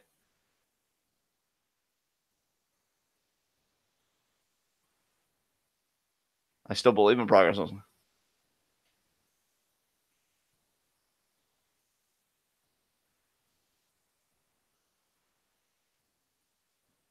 Huh.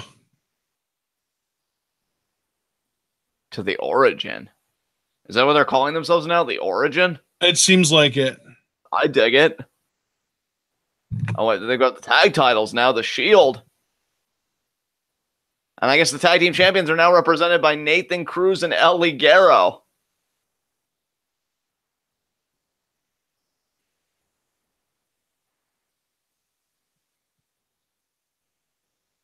I can dig that, though, man. They're a good tag team. It makes sense. You fucked up, audience, by being born.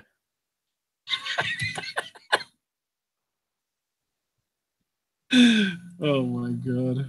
And now Danny Garnell, more like deadweight Garnell. Unfortunately, it actually looks like Danny Garnell retired from wrestling. Oh, wow.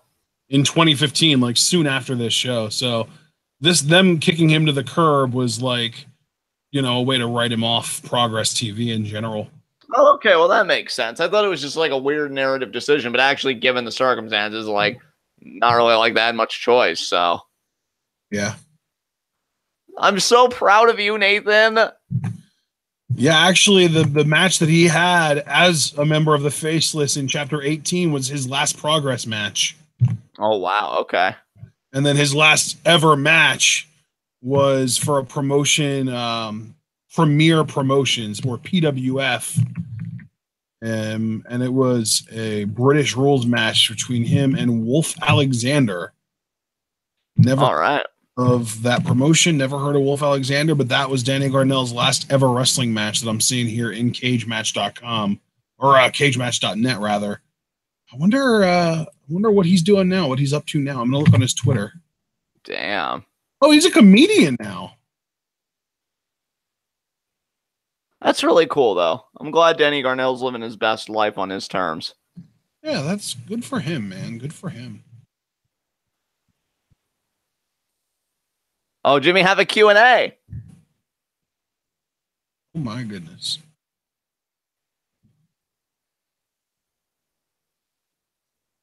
Oh, this was a video that was on the Progress YouTube channel.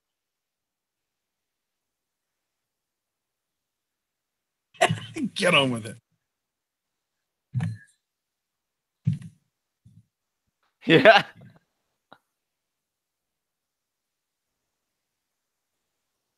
I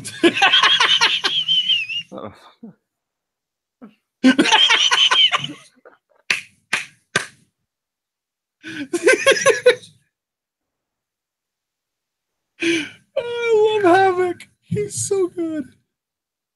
I mean, that Daniel kid really should go fuck himself. Like, you didn't even ask a question. I don't even like any of the Progress, man. See the whole interview at demandprogress.com. It didn't go well.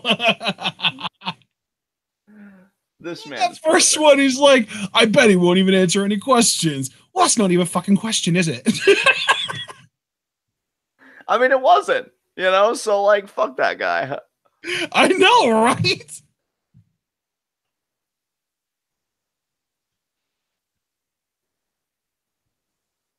Oh, man. And now we got finally moving on to our next matchup here. But you know what, though? That's the kind of talking segment I can live for, was that whole faceless retiring thing and then moving, I guess, to the Origin. And then that little Jimmy Havoc tidbit was just great. And now we move forward to Eddie Dennis versus Marty Scurll. Partner, what are you thinking about this matchup?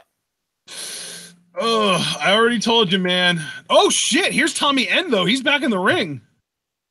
Oh, wait a minute here. Tommy fucking End.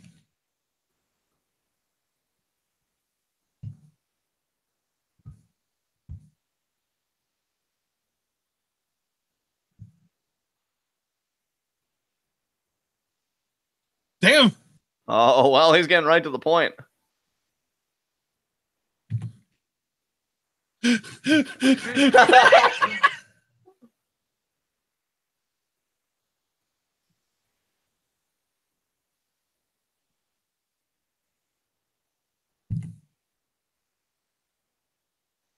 Oh, shit. We're getting SDS, baby. Damn. You fucked with the wrong guy. I will eat their souls. I think that's the greatest thing I've heard in a long time. God, imagine if he was able to cut those promos for NXT. Dude, like, I love NXT, but when these guys can really cut loose, it is the fucking best. You call yourself the Origin like anyone gives a flying fuck? Yes. So yeah. It's going to be, it's good.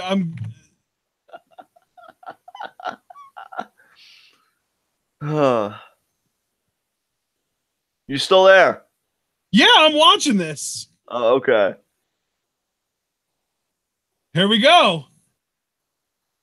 There we go. Jim Smallman just made it official on day 2, which you and I are live reacting to this coming Thursday. The Origin will be defending their tag titles against the Sumerian Death Squad. It's going to be great. Yeah, it's going to be a slaughter is what it's going to be. I will eat their souls. Oh, and here we go. Now we get to Eddie Dennis and Marty Scurll. I think what made it even better was he didn't even say it in that Undertaker way, like, I will eat their souls. No, it was just pure anger. Yeah, it was just pure anger and very straightforward. I will eat their souls. Like, whoa, yeah, exactly. Take it down like at least 2 notches, at least. Never. Oh, God, Marty, I hope you just ruin Eddie Dennis's life. God, I wish Mark Andrews was in the front row so we could see Eddie Dennis tap out. That'd be amazing. Oh, my God. No, I'm just feeling really fired up between that Roderick Strong win and then that Nathan Cruz promo. Like, the scumbag. And then the Tommy End promo. And then the Tommy End promo. Like, I am just overflowing with hate, and it feels And amazing. now we've got Marty, the villain. Yes, like, this isn't my final form, but I feel like I just injected liquefied sensu beans into my vein. Like, I'm feeling fucking great. I feel like, God, if only that was a thing. I know, right? Like, hello, modern medicine. I know, right? That's crazy. I mean, senzu beans in and of themselves are way above anything modern medicine can do, but liquefied, injecting into your veins, that's some next level shit right there. Hell yeah. That could cure death. Yeah, good. I loved your delivery on that. 10 out of 10. You get one of those big ass thick needles that are meant to be sent right into the heart, and you just inject senzu into the heart. Like, that's how you cure death, man. I'm telling you. Yeah.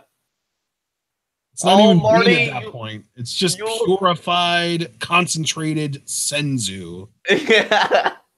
You look so amped for this, Marty. God, it feels so good to be overflowing with hate. I want to make a collage with Tommaso Ciampa on all the times he abused Johnny Gargano. Well, you're going to get to see Ciampa against Big Damo in a match.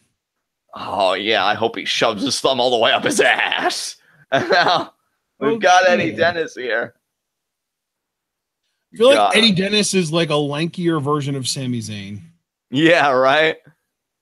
Like, if you stretch Sami Zayn out to like 6'6", but you don't change any of his proportions, that's Eddie Dennis right there. I'm Eddie Dennis, everybody. I'm a school teacher by day and a wrestler by night. Nobody cares. Can't wait to see you pass out. Oh, my God. I will say, though, of all the teachers to become wrestlers, and I only other know Matt Striker next to Eddie Dennis is clearly the superior of the two. Oh, without a doubt. I mean, that's not a race you should be proud of winning. That's kind of a trophy you hide from your friends because you never even wanted them to know that you participated. But he wins pretty dominantly. Oh, my God. My eyesight, Dennis. My eyesight. He just bit a streamer in 3. That doesn't make you cool, all right? Makes you a beast. It's a streamer. I could do that. Oh, I bet you wouldn't be able to do it on your first try. Don't call me out, all right? What does his jacket say on the back? I think it says just his name, Eddie Dennis. Oh, okay. And like that Fresh Prince style calligraphy. Yeah, well, it's definitely not calligraphy, but the font, yeah. Well, I mean, that's really what typography. That was the word I was looking for. Oh yeah, because calligraphy is like fancy. Yeah, I got my terms mixed up. You know, when you know as many words as I do, it's prone to happen. Yeah, when you got your graphies mixed up. Yeah, listen to you. I love that this is match 5, and I am just in don't give a fuck silly commentator mode. So these next few matches should be very interesting. And it's match 5 of 9. I know, that's still an odd number. Now, Eddie Dennis fired up here.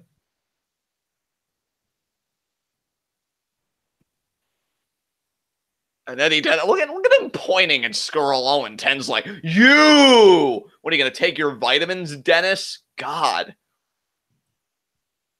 Ref, check him. He's clearly hiding a foreign object. Check him again. Yeah, Marty's good, all right? There's the bell. He is a rule-abiding competitor. Here we go. Oh, don't even try and act like that's true. Don't you even use words for the purpose of sassing me, mister. Don't even. I just did. And now we're going to begin the lockup here, as I'm going to try and be the professional between the two of us and not sass people that don't deserve it.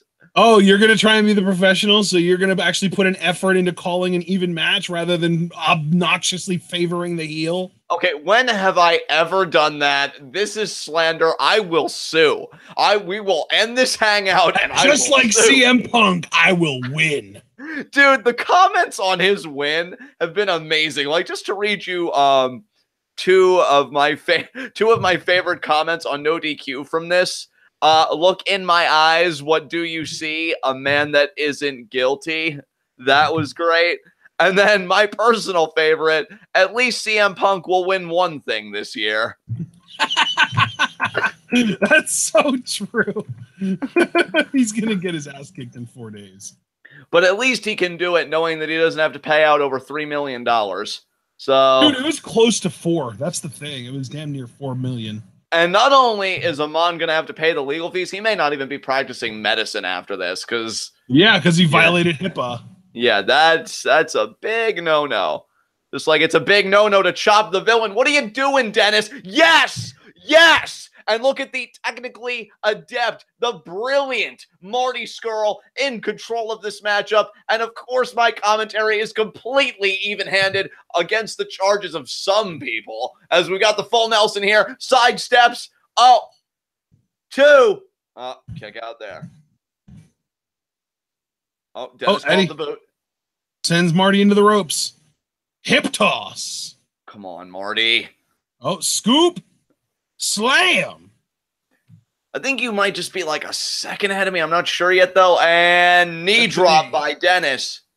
Now Eddie going for the pin, but not even really a one. Did you see, though, on that pin, how disrespectful Dennis was? That was a forearm clear in the face of Scurll. Like, just do a clean lateral press, you jerk. You know, you really should make sure to keep your words soft because you might have to eat them later. It was an objective fact. Go back and look at the footage. He had his forearm in Scurll's face. Oh, I'm well aware of that. But now when Scurll does the same exact thing in return, I'm going to call you out for it. You know what? Your face is what I say to that, sir. Your face. And now, chicken wing. No, too tall. Yes. Too tall. Too tall. Well, he'll cut him down to size. Nice elbow there. Yes, Marty, laugh at him. What a back body drop. It was all right. God damn it. Dennis, are you going to do that stupid Lucha Dennis shit? No, he's not. Okay. Thought he was like grabbing a mask or something. Yeah, we love you, Eddie. Yeah, you show all your respect to Eddie Dennis, but you couldn't lend your ears to Nathan Cruz. This crowd is a travesty. And now, oh, referee gets shoved. Where's the DQ, ref? Dennis put his hands on you. Middle rope. Scurll, middle rope. Night. Oh, come on. No. Don't do this to me. Don't do this to me. No. Fireman's carrying. Oh. Already going for the hand. Yes. Break the finger. Break it. Oh. Yes. Have fun with a non-functioning hand, asshole. Stomp on it. Yeah. Maul him.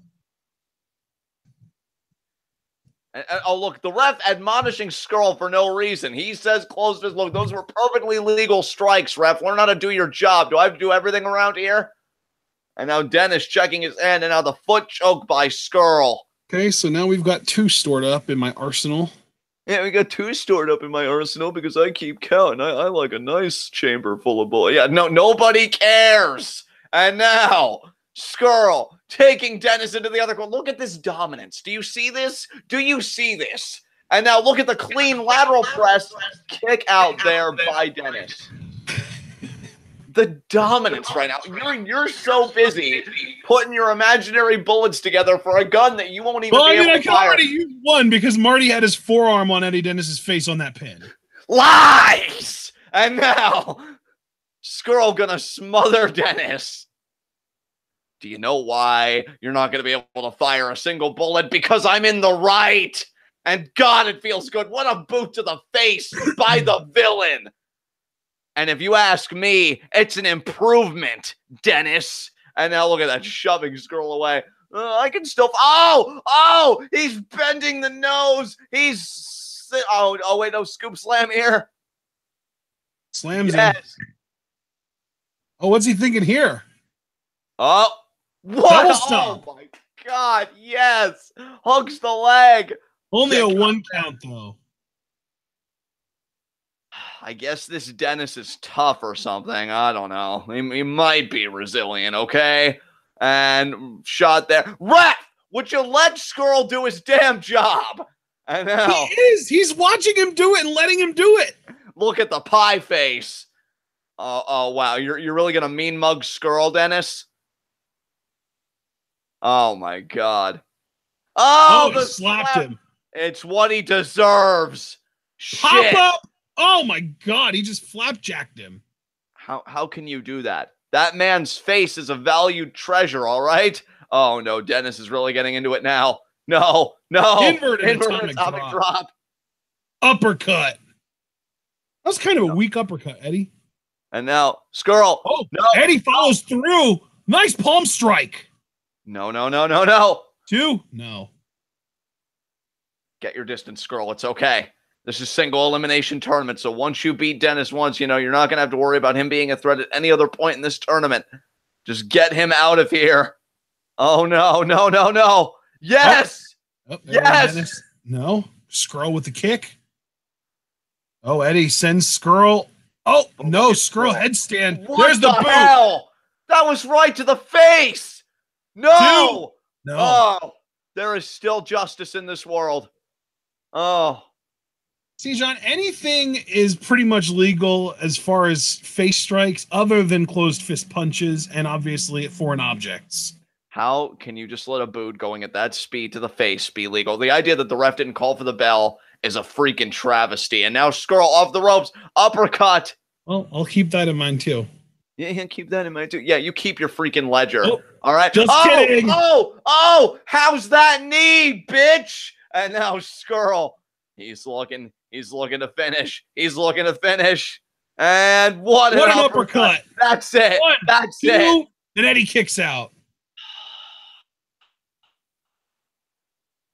Dennis, why do you insist on being so difficult? Why do you insist on trying to win? Your face, sir. And now, Scurll. And why should Dennis try and win? He'll never be Progress champion. Mark Andrews was the only thing that made you relevant. Black Plague? Oh, No. Eddie reverses. No. Yes. Chicken wing. Wing. It's going to be tough to lock it in right. Yeah, see, Eddie's got long limbs and he's really tall. It's hard to lock those moves in on that. There's a discus forearm from Marty. Super kick. Now Marty's going to go for the super kick. Yes. Oh, kicked him right in the side of the head. He is utterly eviscerating the equilibrium of Eddie Dennis. Yes. And now. Oh, shit. Eddie's firing up. No. You're not allowed. And Scurll. No, my sweet mother of God. He caught him. What's he going to do with him? What's he going to do with him? Oh, nice swing bottom onto the apron. Ref, where is your concern now, ref? What the hell? Oh, my God. Oh, man. What's Eddie thinking here? Powerbomb? Please. Crucifix. Oh, wow. Crucifix buckle bomb. Oh, my God. Oh, and what a lariat. God, what a lariat. Right across the chest, but only a 2 count. And Scurll staying in this because he has an indomitable spirit.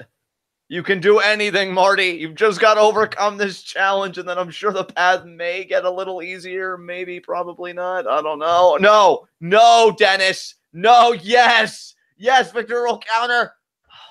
Can that name be apropos just one fucking time? And now, look at that stand. Oh, what a switch. And now Scurll backed up in the corner. Uppercut there by Dennis. Dennis now. Dennis charging in. Another uppercut. What an uppercut by Dennis. Scurll following him. I don't even know what that was. I think it was a knee. Oh, Eddie swings wildly and misses Marty with a slap. And now Marty going for a DDT. And he got it into the guillotine. Keeps it locked because he's thinking chicken wing. Of course. I think Eddie's probably weak enough at this point. Now look, he's getting the leverage. But Eddie flipping through. What the hell? Eddie with basically a dragon sleeper, but he's going to use it. Oh, but Marty. Yes. Oh, wow. That's going to be it. That is it. Tap. Marty got his finger locked. And there's no. He thought about it. Tap. There's the tap. Yes. Now lay there and die, you piece of crap. Marty Scurll advances. Why? Because in this world and every other, he's better than you. Yes. God, that felt great. What's our next matchup? Oh, Mastiff versus Noam Dar. Yes. Yeah.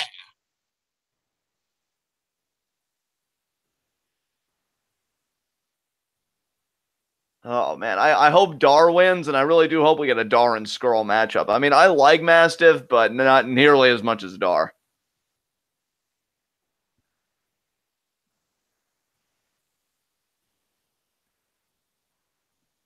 And Scurll just basking in his victory, as he deserves to, because he's a beast. Oh, hell of an effort, though, from Eddie Dennis. Absolutely. Hey, he's a tough bastard. I'll give him that much credit. But in the end, the chicken wing, definitely a submission hold that, thanks to the efforts of men like Scurll, have really come back into prominence over the years. And you could see why there with the tap-out victory. Scurll advances.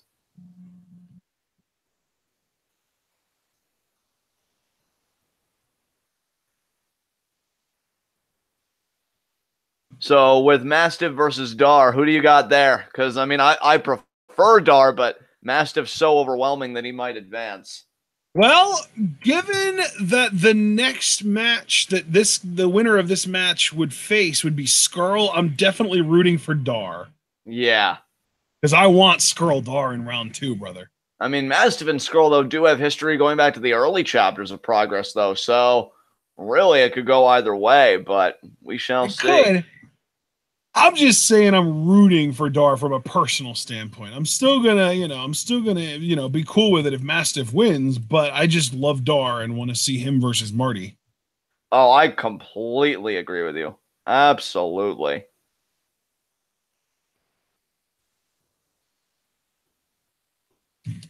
And it'll be interesting to see, because I feel like Dar has faced Mastiff before, but I'm not entirely sure. Like, and this would be in the early chapters of Progress. But you gotta wonder. I mean, we've seen Mastiff lose before to a submission game. I mean, that's how El Ligero retained his title when he was Progress champion against Dave Mastiff. He kept going back to the guillotine until finally he just drew all the air out of Mastiff, and he got the tap out. Yep. You gotta wonder, though, for Dar, is the Champagne Super Nevar going to be enough, or is Dar going to have to go to other places in his repertoire to get the job done? Good question. That's what I'm curious about for sure. Yeah, it's a good question to be asking, but I guess we're about to find out, right? Absolutely. That's what we're here for. That's why we have this match. And, I mean, we still got, after this, 2 more tournament matches, and then our main event tag match. Man, this though, I got to, and really the last tournament match really was the one that I'm most looking forward to, Zach Gibson versus Zack Sabre Jr. But, I mean, I have grown to be such a Dar fan throughout the course of watching Progress. I hope he comes back in time on 205 Live, that he can make enough of a splash to make it on my next 5v5 after SummerSlam. That remains to be seen. And, of course, everybody, just to recap for those that don't know, for everybody that has been keeping up with our Progress coverage, we love you and we appreciate you, because it's because of you that we're able to do Progress in the first place. You know, go on the Patreon and you'll see the big Patreon goal. $120 a month to get these Progress reviews or live reactions rather going. And so because of your continued support, we have been able to continue through Progress, which has been really quite an enriching experience. But last chapter, we had the big six-pack challenge, and Dar eliminated Mastiff early. And Mastiff ended up screwing Dar as a result. Dar seemed like he was getting ready to eliminate Jimmy Havoc, actually, which would have guaranteed us a new champion. But Mastiff saving the match for Havoc and costing the match for Dar. So it's appropriate that this is a tournament matchup to see who gets a shot at Havoc, because I still feel like Dar is owed just a fair, straight-up one-on-one rematch, given how their last one-on-one match went. But this will also be able to be a chance to square away beef for both of these guys. And you want to talk about prodigies. We were using that word with Roderick, and we started running down prodigies. Dar, I would say, was another prodigy, because I feel like he broke into the business very young as well. Oh, absolutely, yeah. Dar started wrestling at 15, brother. And he's very, very technically proficient. You know, yeah, I mean, if you think about it, he started at 15 years old, So even though this this show is taking place when he's only 22 years old, he's already a 7-year vet at this point, man. That's crazy to think about. And you know, Ashton, like, because you know that when I got into my big ZSJ fandom, I really did like watch a lot of his stuff. And so by extension, I got to see a lot of the UK wrestling scene. And the one common sentiment that was expressed, you know, was Zack Sabre Jr. is the best technical wrestler in the world. Zack Sabre Jr. is the best technical wrestler in the world, and so on and so forth. And, you know, I don't necessarily disagree with that point, but if anybody would be a true blue rival to that claim, I would say it would be Noam Dar. I think this guy definitely gives ZSJ a run for his money. And really, I would say on some levels, he may even be better than Zack, because Zack, here's the thing about Zack, that he's really that hot or cold, that very polarizing wrestler of either, man, I love this dude, or man, I hate this dude. He really is 90 to 95% submissions. I would say his strike game is very weak. That's the biggest difference in my mind between him and Dar, because Dar is technically proficient, but I think if he needs to resort to the strike game, he holds his own better than Zack Sabre Jr. does, at my estimation. I mean, hell, currently, Ashton, you know, one of the finishers that Dar has is the Shote, the palm strike. So, yeah, I definitely feel like that's really where he differentiates himself from ZSJ for the better in my mind. So that's coming from a genuine ZSJ fan. So make of that what you will. Yeah, and actually, I did say earlier that he was 22 on the show. Turns out he was actually only 21 because he hadn't hit his 22nd birthday this year yet. So he turns 22 in 2015 in July, which means he'll be turning 25 in a little over a month this year. So, yeah, Dar's still extremely young. And you see him, and really, I mean, I point out that he's extremely young, but really, he's been in the business for a decade already. Absolutely crazy to think about, man. Well, Zack, though, you were talking about ZSJ. Zack started at like 17 years old, so he's also an extremely young start, basically a prodigy. But on the other hand, I think ZSJ didn't really start getting like a crazy amount of notice and hype until around like 2011, 2012-ish. And by that time, Dar had started getting hype as well at 20 years old, you know? Yeah, absolutely. Oh, yeah, man. I would say if we're grading on a curve and we just want to say like relative to where they are in their careers, I think Dar is further along in his career now than ZSJ was at the same age. Yeah. That's really something, again, which makes the injury that he's had to deal with all the more tragic, because you have to wonder if we're looking at Dar in the present day as potentially the next cruiserweight champion, because his arch rival on 205, Cedric, is the current cruiserweight champion. And Dar, though, in this moment in time, I mean, 205 Live isn't even a thing. He's focused on the Progress Championship. He's focused on getting a one-on-one rematch with Jimmy Havoc again in their last one-on-one encounter. I feel like Dar had that match won not once but twice, and he would love another shot at the leader of Regression there for all the marbles.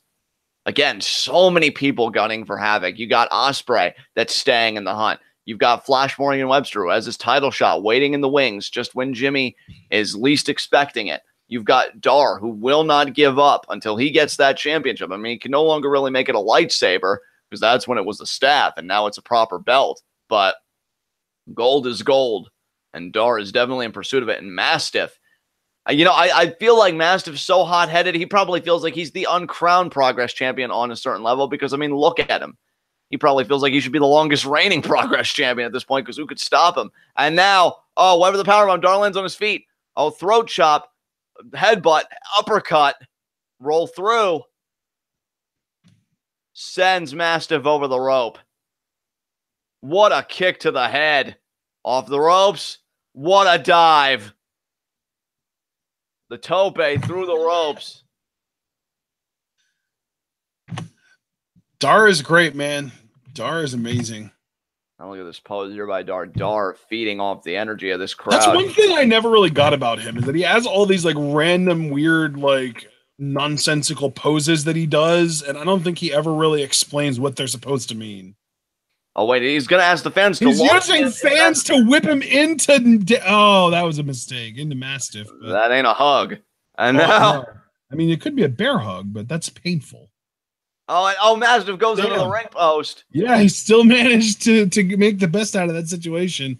Mastiff's done on the outside. He's getting back in the ring. Yeah, Dar proving to be quite evasive to Mastiff. And now, what is Dar going to do here? He's checking himself on the turn. Actually, no, the rope. He's pumping himself up. Charges, drop kick. Steps off the turnbuckle. Oh, my God.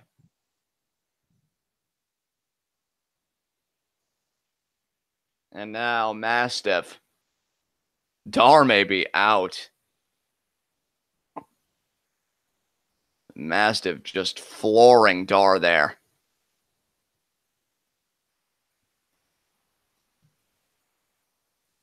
And now Dar just being like, help me. Help me.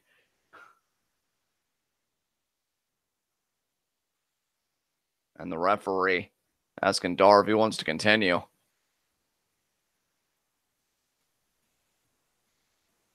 The referee backing Mastiff up. I mean, Dar may not be able to continue here. Mastiff might win via forfeit, via match stoppage. We'll see. I don't think, though. I mean, I think Dar would rather saw his own leg off than forfeit another opportunity at the Progress Championship. But he is not looking in a good way regardless. Even if he does continue, it might just be a matter for Mastiff to just pick the scraps.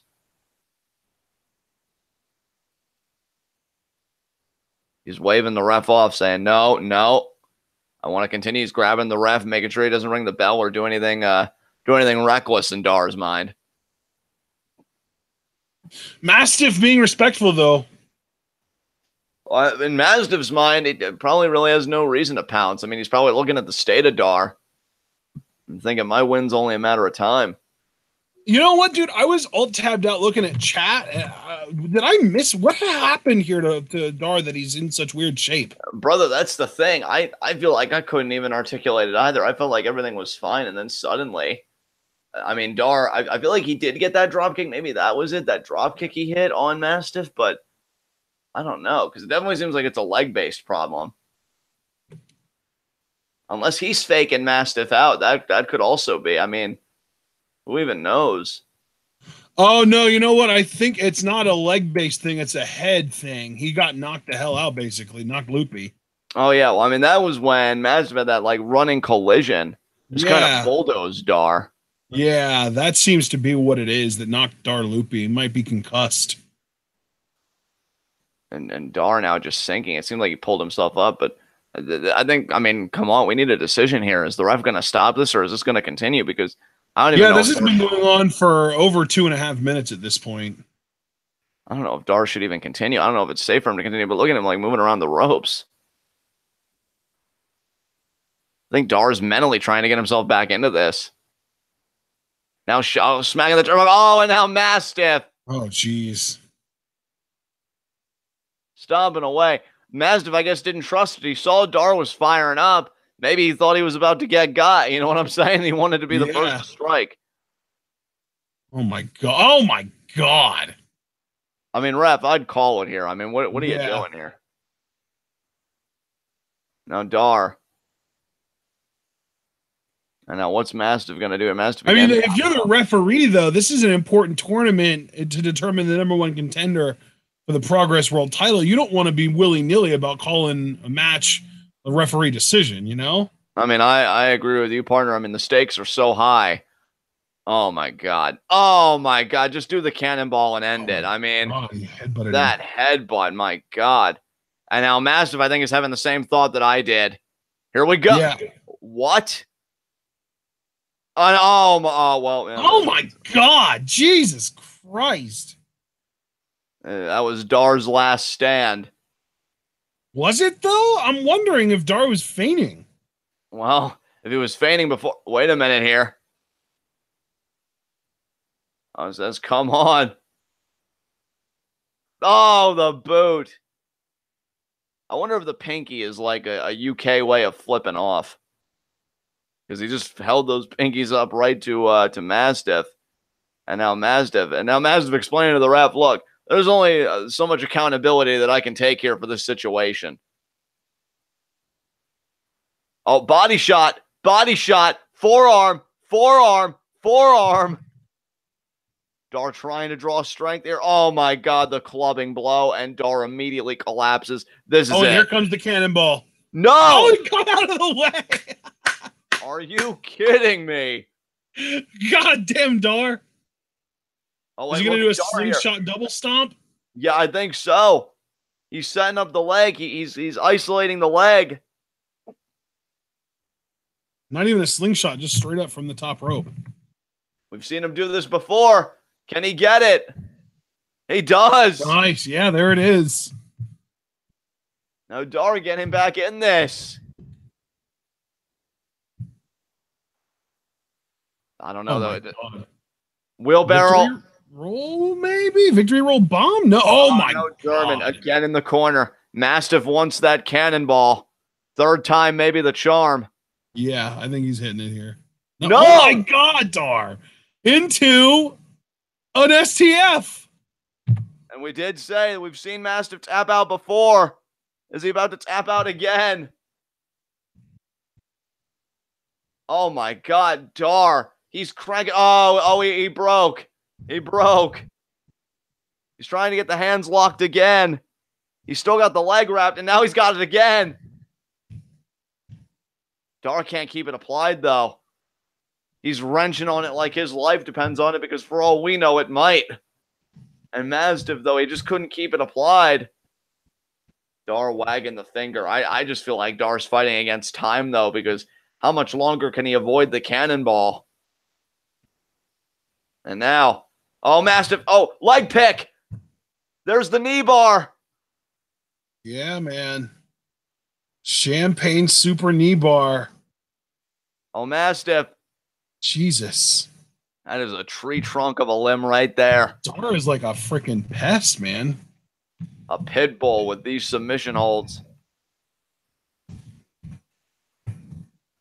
Oh, wait a minute. Oh, this is not good.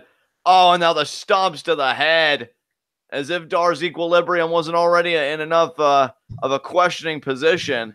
And now the ref pretty much cradling Dar. Yeah, he rang the bell. Mastiff wins. But, man, what an effort by Dar. Yeah, they're calling it a win by TKO. Damn. Well, you know what? I think Mastiff looks at that dominance as what he should have been doing the whole time, personally. Yeah. I don't think he has any qualms about that whatsoever.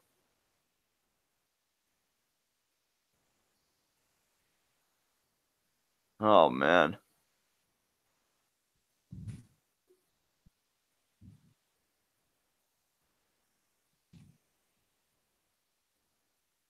And now, the referee. Wow, we're getting bullshit chants and everything. Jeez. I think a lot of people wanted Dar to win. I know I wanted the Dar Scurll matchup. And Mastiff, I feel like Mastiff, even though he's kind of like feigning concern for Dar, oh, wait a minute, I don't trust this. I don't trust this at all. What? Oh, and Dar immediately goes down. Mastiff's like, yeah, I tried. I'm out. Man. What a weird match, though, right? Absolutely. We might have seen the beginning of a change in Dave Mastiff.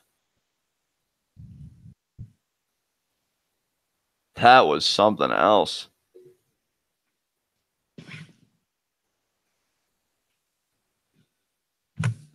Shit. And now, I guess moving on to our next matchup here, Damo versus Ciampa. Yeah, that was such a weird match, man. I didn't like that. Dar still being helped to the back here. And Dar got rocked. I mean, again, though, another case where I thought Dar would go farther than what he did. I thought he would go farther in that elimination kind of six-pack challenge. I thought he would go farther in this tournament, and yet in the first round, he's gone. And Dar's still signaling he's going to be okay. He's still clutching the head, though.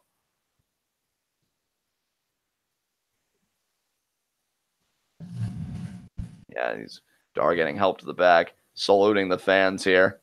I think, again, they really wanted a Dar victory. Just wasn't in the cards.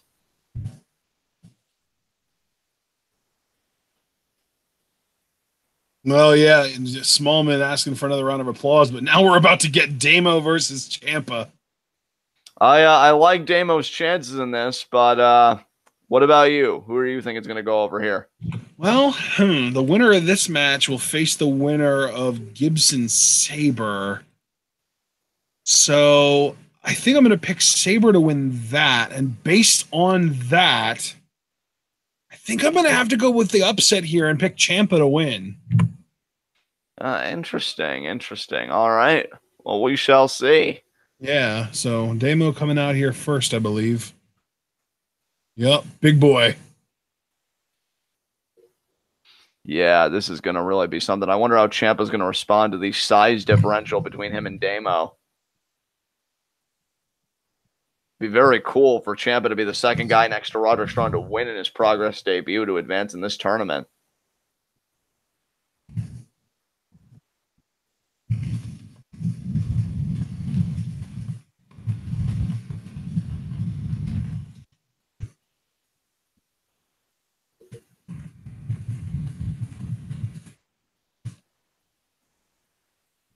Damo is ready, man. Damo's ready, and now I'm just curious how this crowd's going to react to Ciampa when he comes out.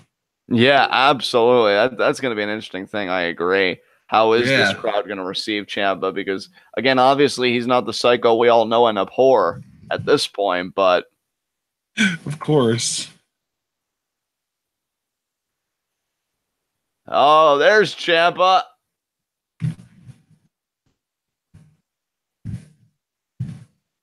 Sounds like he's got like a Dr. Doom-esque mask or something on his way to the ring. Yeah, this was kind of during an era that he wore that to indie shows. Like, I know he used to wear that a lot to PWG shows and stuff, too. Right. I love that you know who Dr. Doom is now, though. That's awesome. Dude, he's a fucking badass. Yeah, he is.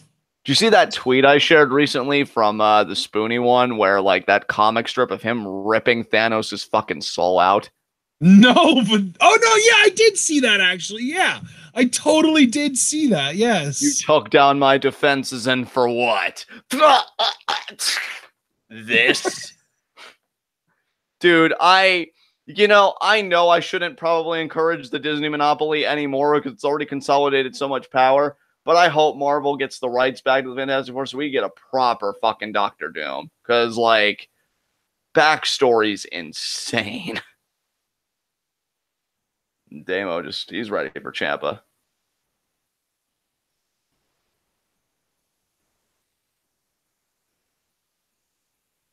And Ciampa, he's always game.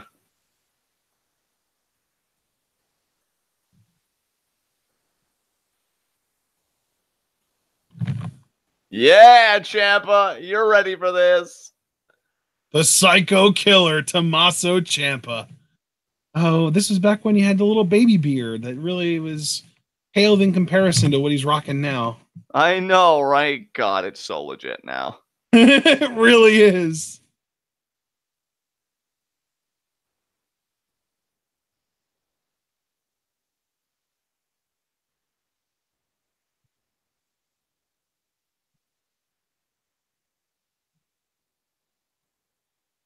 And now, let's see here. Oh, wait, the ref offering him like a trimmer. Yeah, all that hair needs trimming first, okay? Don't be looking to Ciampa to trim anything.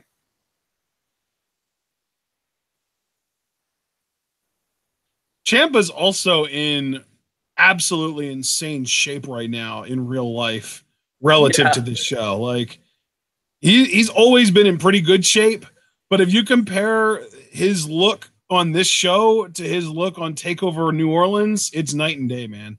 It really is, dude. He's cut as fuck today. Oh, shit.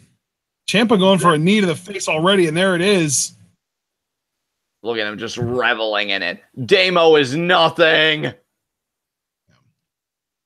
And Ciampa again. Another knee. Wow, one more time chance. Shit. 4, 5. Amazing.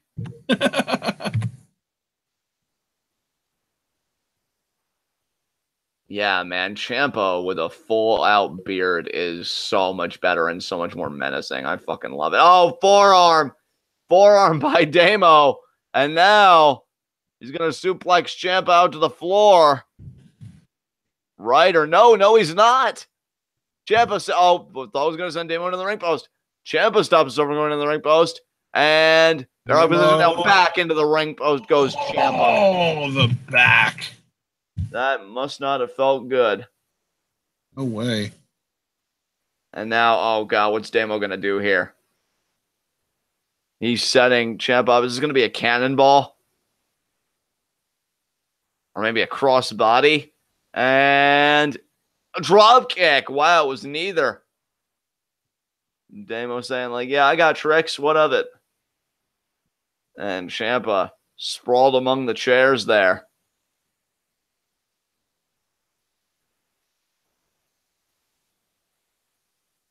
And now, how much does Ciampa have left even after that drop kick? Because Damo now returning fire. He got 4 exposed knees to the face. And he's already firing back like this. Ciampa crawling back to the ring. Oh, he's crawling under the ring skirt.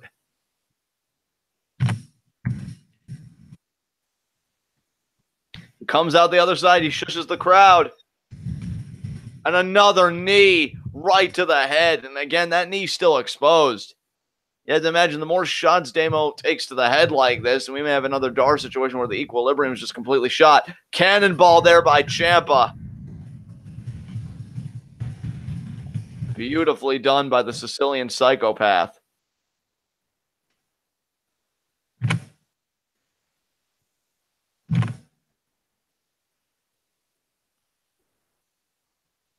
And now Ciampa.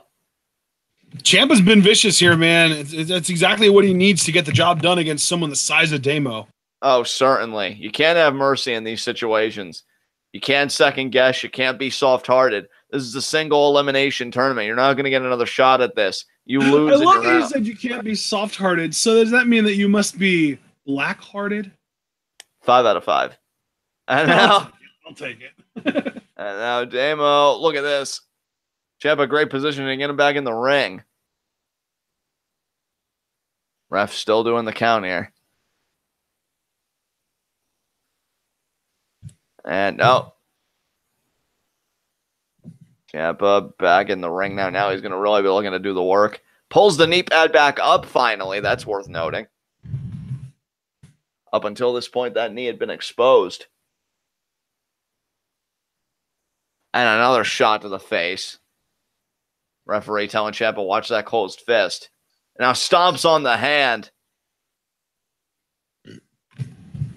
Oh, rakes the back, I feel like. And yeah, Ciampa looking at his hands. Wanted to wipe him off the referee. Oh, and he does. Oh, God. And now the ref kind of wiping himself. And I'm like, ew. Ew. Oh, and now Damo. Gross. Looking at Ciampa here. Damo's starting to fire up a bit, I think. Oh, the hand fake into the elbow smash. Oh, now Ciampa is kind of being like, damn it. Now Damo's like, what's your problem, man?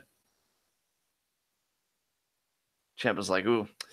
Really man, he's really laying into these forearm smashes, but Damo's eating them. Yeah, this is not good for the middle rope into the forearm of his own goes Damo. Damn. How often do you see a big guy like that, 6'4", 300 plus pounds, hit the middle rope and not the top? Right, though. Man, Ciampa, and there again off the middle rope is Damo with the forearm smash. Does that give him any kind of an advantage in terms of like power or momentum behind the shot, going the middle rope instead of the top? Well, just from a physics perspective, the amount of muscle you need to use to pull yourself up from that lower position gives you a little more momentum going into the forearm then. Ah.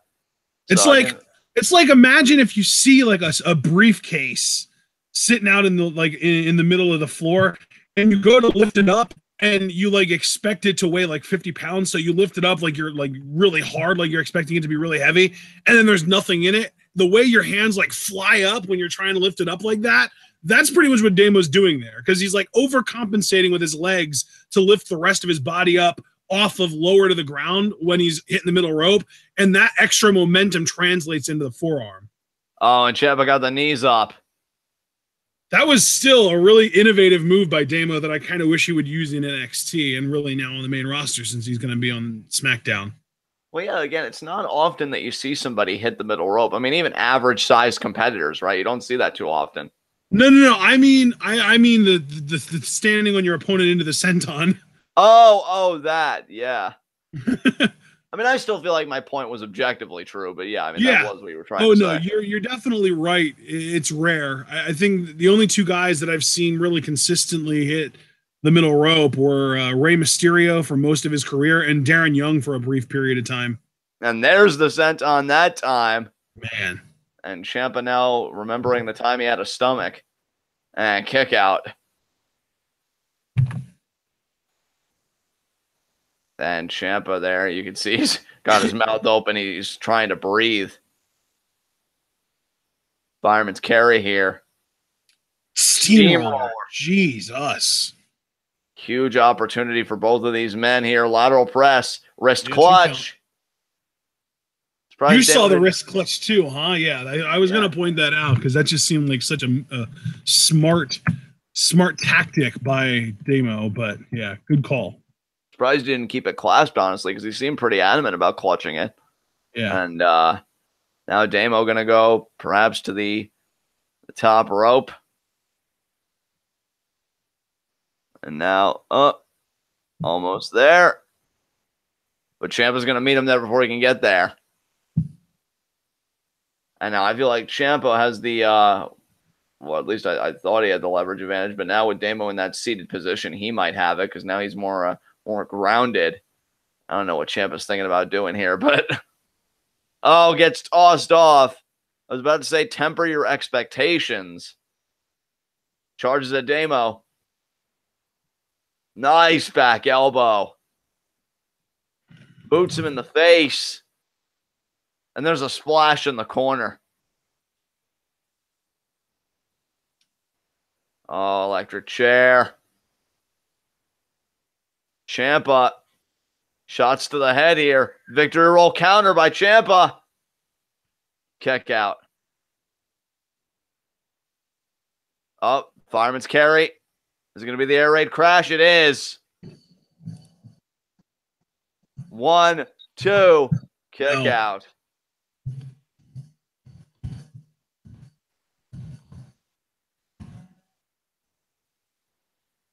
This match has been very physical, very intense, and it's been really back and forth. Absolutely, partner. You wouldn't expect anything less from these men, especially given what they're fighting for. The right to challenge Jimmy Havoc for the Progress Championship. That is an opportunity that seldom few receive. Oh, and now Damo driving Ciampa into the corner. Irish whip into the opposite corner. Splash there by Damo to Ciampa. Off the ropes goes Damo, but Ciampa meets him with the forearm. Forearm right back there by Damo. Forearm by Ciampa. Forearm by Damo. Elbow pad comes off, another forearm there by Ciampa. Damo with the forearm again. Forearm again by Ciampa. Jesus. Oh my God. Back forearms. Jeez. Oh my God. Forearm. Well, Ciampa with the knee, the high knee. Damo ate it though. Damo with a forearm again. And now Sends Ciampa into the corner. Ciampa comes back out with a knee, though. What a knee there by Ciampa. Damo with a drop kick. Are you kidding me? Wow. This man is a freak. And he's also got blood going on. I don't know where it's coming from, though. It might be a nosebleed. Might be a nosebleed. I mean, this match has been very physical. Again, he's taking knees to the head. He's taking forearms to the face. Yeah, I was going to say it might have been one of the knees just caught him. And now he's going to try and perch Ciampa again. Oh, man. Ciampa countered the first time with the victory roll. It's going to be like a one-win. It is. Damo's going to win. 1, 2. Wow. Ciampa no, he's not. Out. I figured. I know he has a name for that finisher. And Damo now looking in disbelief. Checking Ulster Plantation. That's right. Ulster Plantation. Oh, okay. We used to talk about that because we used to think that he stole that from Omega, but turns out it's not really even clear who started using that move first. And now. Because it was basically a one-winged angel. Right. Yeah, Damo calls that the Ulster Plantation. Clearing the crowd here. Now he's got a chair. What the hell are you going to do with that, Damo? Maybe a cannonball in the corner. Yeah, it looks like it. Or maybe even a coast-to-coast. Who even knows with Damo? Yeah, we've seen him do it. Yeah, that's what it looks like he wants, man. Holy shit. I mean, we know he can do it. We saw him do it in War Games, so it's not impossible. The ref is like trying to convince him not to. You're not talented enough, but I am. Watch me.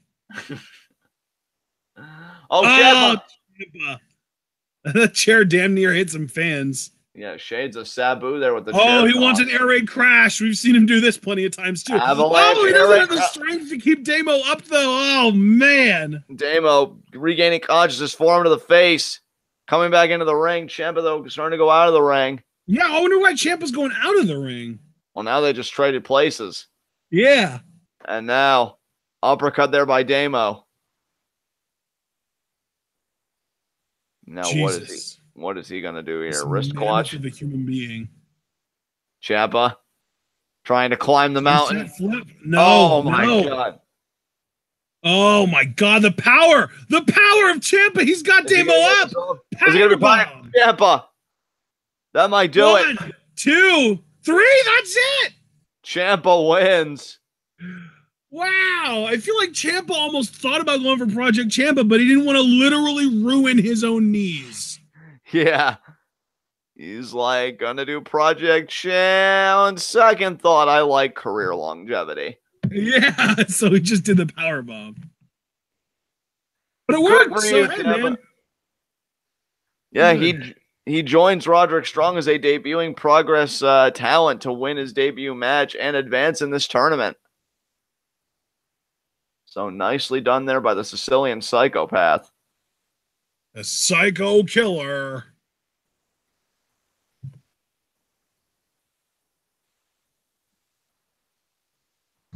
And now we move on to our next matchup here. Which, yeah. Zack Gibson versus Zack Sabre Jr., our last first-round matchup before our tag team main event. This is going to be so freaking good. I'm telling you, man, I'm rooting for ZSJ so we can get Sabre versus Ciampa. That would be insane. Yeah, Will. You know, though, Ashton, Zack Gibson is coming in here with something to prove. He was the semi-finalist in the Natural Progression Series. You know, he made it all the way to the finals. He came in second place behind, of course, the winner, Flash Morgan Webster. And there you see the respect being shown by Ciampa. Damo and him mean eye to eye. And now Damo hugging Ciampa and shoves him away. So that's his way of kind of acknowledging Ciampa's win. But yeah, man, Zack Gibson, I wouldn't overlook him. Like, I too am picking ZSJ. But we've seen upsets, I feel like, in this tournament. And Zack Gibson, could he beat Zack Sabre Jr.? Absolutely, he could. And I feel like he wants to really make it back. He wants to stay in the conversation for the Progress Championship. And you do that by winning this tournament. So, here we go.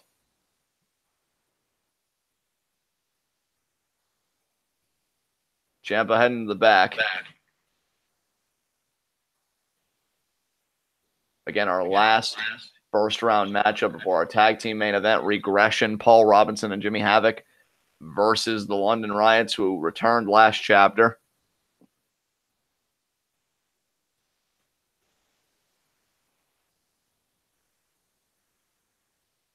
And oh wait, we got Jim Smallman here addressing the crowd.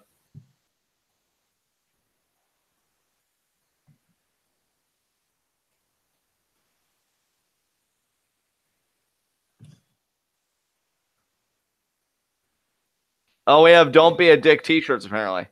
Nice. I can appreciate that.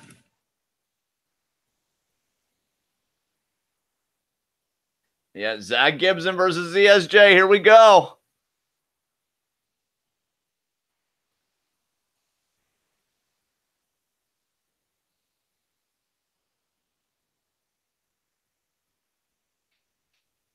And now, Zack Gibson coming out first.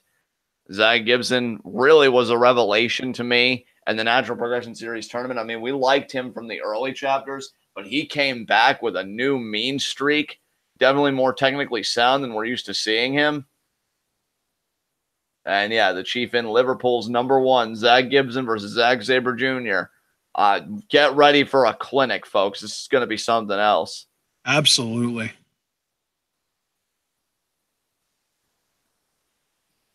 And now, I just gotta wonder, does Zack Sabre Jr. have it in him to overcome Zack Gibson, who's been a steamroller? I feel like it's been a while since we've seen ZSJ. And at the same time, I mean, Zack Gibson is going against one of the best technical wrestlers in the UK scene. And again, from everything I watched, everybody seemed to concede the point, the greatest technical wrestler, not just in the UK scene, but in the world. If Zack Gibson can beat ZSJ, that would be a huge accomplishment for Gibson. And now, Gibson looking poised and ready to strike. Looking ready to advance, and we know if he wins, he would face Ciampa. So here are the tournament matchups as it stands right now. Ospreay is going to face Haskins. That's going to be insane. Walter's going to face Strong. Rampage Brown is going to face Strong, excuse me. Again, that's going to be insane. Scurll's going to face Mastiff. I mean, we've seen that before. We'll see if Scurll's learned anything. And Ciampa is going to face the winner of Gibson ZSJ. So as it stands, Ashton, what's your personal favorite round 2 matchup that you're most anticipating? Which matchup do you really like here on paper? Well, I think we've already discussed the second match that we're lining up here between Roderick Strong and Rampage Brown. And I'll also add, if ZSJ does win this match, him versus Ciampa is also definitely up there for me. Which is completely understandable. And here comes Zack Sabre Jr. I'm really digging the energy from some of these entrance musics that we're getting on this show. Absolutely, man. Good shit. Absolutely, yeah. It really is. It's enjoyable. And ZSJ coming in. I have been loving his New Japan run. I saw at Dominion, him and Suzuki are actually going to be tagging up, so I'm really looking forward to that. And ZSJ, who actually in present time, very recently, this year, won the New Japan Cup, could not successfully cash in that win by beating Okada. Okada, obviously, still the IWGP Heavyweight Champion. But Zack, I still believe, is Rev Pro Tag Champion with Suzuki in the present day. And there was a time when ZSJ was dripping with gold before Austin Aries thought, hey, that would be a cool gimmick for me. So, Zack, a very decorated performer, would love in this time to add the Progress Championship to his resume. And he can take the first step to doing that by beating Zack Gibson.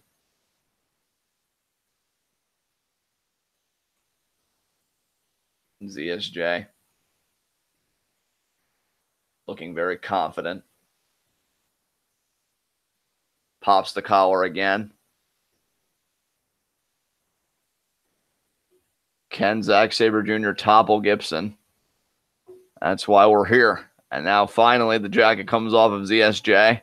Let's get this match underway, folks. Wait, Gibson, I think, has a microphone. I think Gibson's going to say something. I'm going to turn on my volume a little bit. Can you just be quiet for 1 minute, he asks.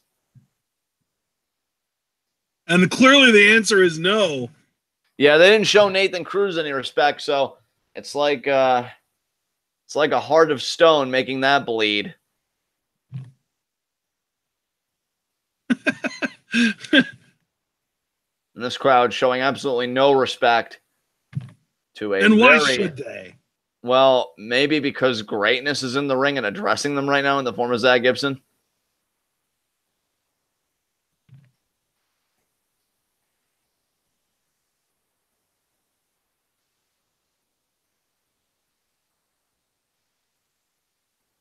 I can't understand a word he's saying. It's bad enough with the stuff happening in Liverpool recently.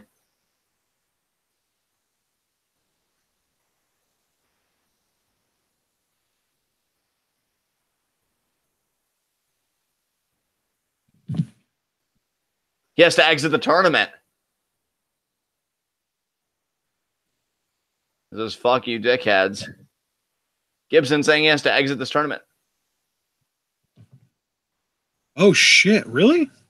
Yeah. I'm looking at the taped fingers. Maybe that's why.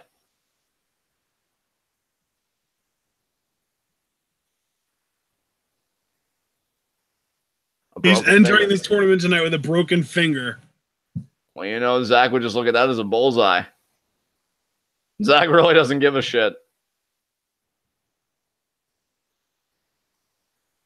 He broke it in fucking Manchester.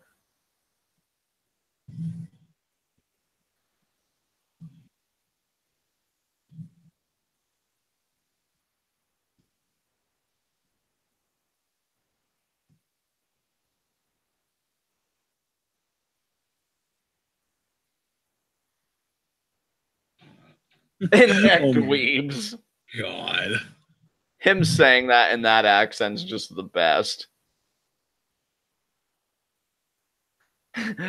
He wants Zack to promise him he'll stay away from the finger.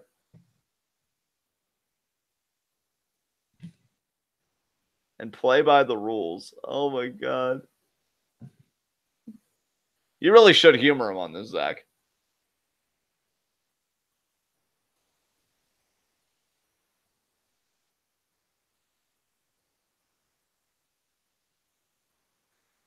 Zack says, I'll break your leg or I'll break your neck or whatever. And now.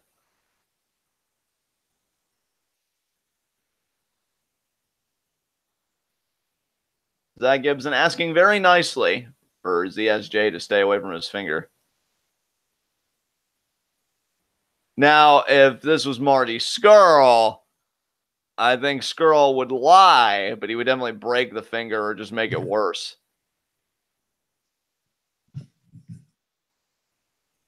And now.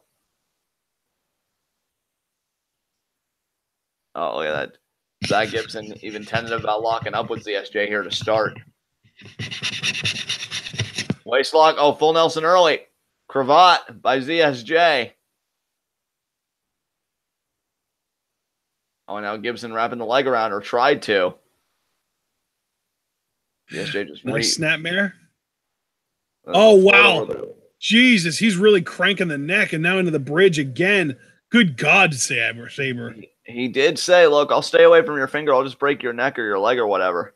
Yeah, I appreciate that attitude. He's just working over the neck now. And now the hammerlock there by Gibson, but the quick escape. ZSJ notoriously evasive. Yeah. And look, Gibson has had a very rough time. Look, he lost the Natural Progression Series tournament to Flash Morgan Webster after dominating. And, you know, broke his finger in fucking Manchester. Like, you know, give the man a break. Oh, single leg pick. Hey, again, ZSJ said neck or leg. And in the course of this matchup, he's targeted both. Like cranking on that. Oh, now the leg wrapped behind the leg. There's the bridge. Good Lord. But how can Zack Gibson be the brilliant counter wrestler that we all know him to be with a broken finger? It just hardly seems fair. As now again, the wraparound. Zack's got the other leg now. Could be a bow and arrow coming up here. And Zack said, all right, I'll stay away from the finger. And there's the bow and arrow. Finger completely untouched here as Gibson grabbing the rope. I think it's actually kind of hilarious that Zack is like respecting the broken finger. Yeah, he's playing along. He's indulging in Gibson because, for me, I don't even think it's a kindness sort of thing, so to speak. I just think ZSJ loves to compete, even if it's against himself. So he's probably thinking, wow, can I win this match without targeting the hand or even just that respective arm at all? If I just leave that limb completely alone, can I still get the win? And I think he can. I believe in Zack Sabre Jr. Oh, absolutely. Nice log there. Nice arm drag.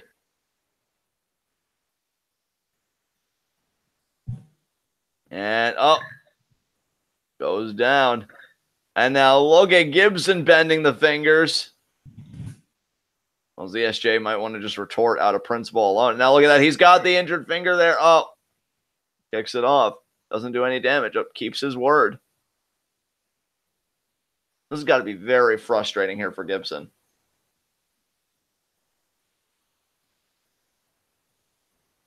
And now I think we're going to try this lockup again, possibly. Yep. And we do.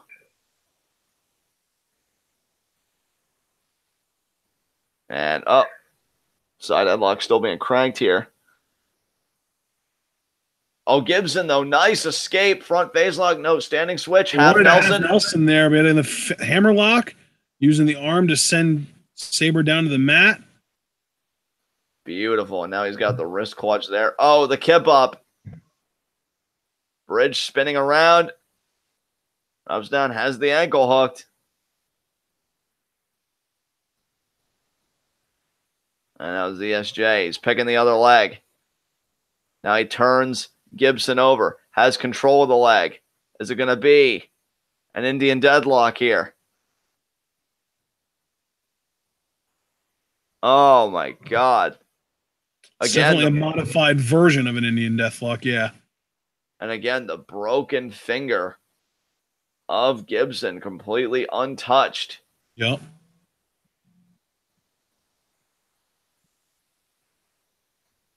And now Zack Sabre Jr. baiting Gibson, saying, come on. Come on. Oh, and there's the bridge. Gibson trying to get to the ropes. Now ZSJ talking trash. Oh, and now Gibson picking the leg. Got it. Oh, he's got it in between his legs now. Oh, Sabre slipped out. So elusive. And now you see Sabre with a foot on Gibson's foot and Gibson's other foot in his hand, and he cranks the ankle. And he cranks the ankle the other way. He is picking Gibson apart here. And all while avoiding the broken finger. Which, as the Chiefin pointed out, really is a serious detriment to Gibson because his finisher is the Shankly Gates, that arm bar. Yep. And reversal of pins here. Now Gibson, no.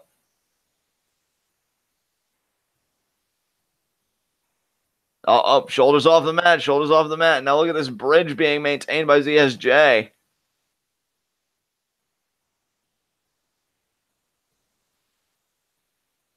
And now kind of gesturing there at Gibson.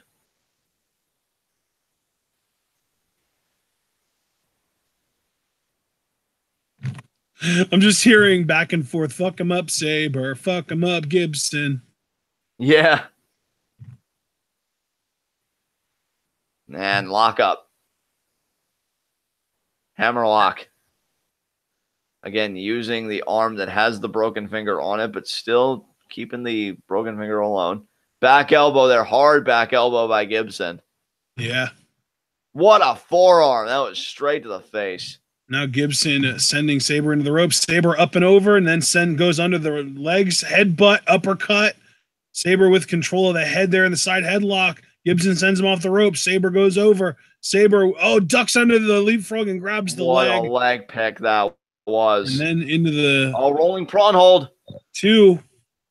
Only a 2 count. Gibson shook. Yeah, Gibson. Not really sure what to make of that now. He's checking on his finger there. I think Gibson was really thinking by, appealing to ZSJ's sense of mercy that he might have an advantage. But ZSJ has shown that finger really was absolutely irrelevant to his game plan. Yeah. It shows you how brilliant a technical wrestler ZSJ really is. Now, granted, in most cases, if it wasn't broken and it was just injured going into the match, he probably would have picked it all to hell. Oh, absolutely. But since it's broken, he's cutting Gibson a break. I mean, we haven't seen the Jim Breaks armbar. We haven't seen Article 50. We haven't seen the Jim Breaks special. We haven't seen the crazy long named octopus. Oh yeah.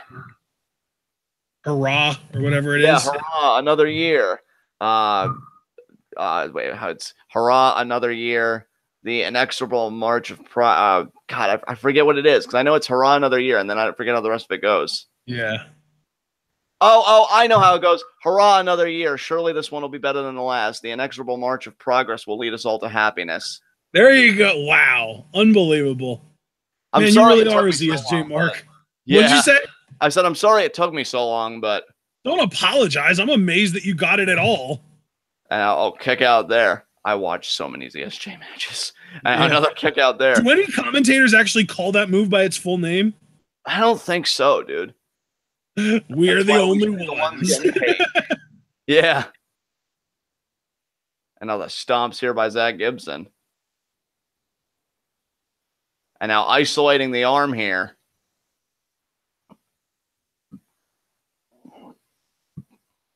Now wringing that arm out. Now look at the power game here. The toss. The overhead throw. Damn. And again, he's weakening that arm. Again, we know that Shankly Gates. But, I mean, could Gibson even apply it in this current condition? Now stomping at ZSJ there. Grinding the arm. Oh, twisting around. Arm trap. Is this going to be an arm twist like we see a neck twist? Oh. No. Snapping back. Damn. Wow. And this is the most vulnerable we've seen ZSJ all match. And now... I love that Gibson is going after the hand. Yeah, absolutely. It's like, you can't do this to me, or you can, but you won't. But I don't have a problem doing it to you. Exactly. No qualms. As far as I'm concerned, it's leveling the playing field. Yeah. But look at this. Oh, Gibson able to avoid it.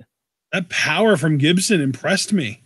Yeah, Gibson knew it was coming. ZSJ isn't a powerhouse by any means, but still, he is a, fully fledged adult human being, and anyone being able to do that to one of those is impressive. And there he did it again. Yeah, Gibson avoiding the boot at all costs. And now Zack Sabre Jr. pivoting the weight. Look at that. Amazing escape there by the technical wizard. Oh, man, Gibson cranking the arm there, slamming it to the ground. And there, the single foot drop kick. Beautifully done.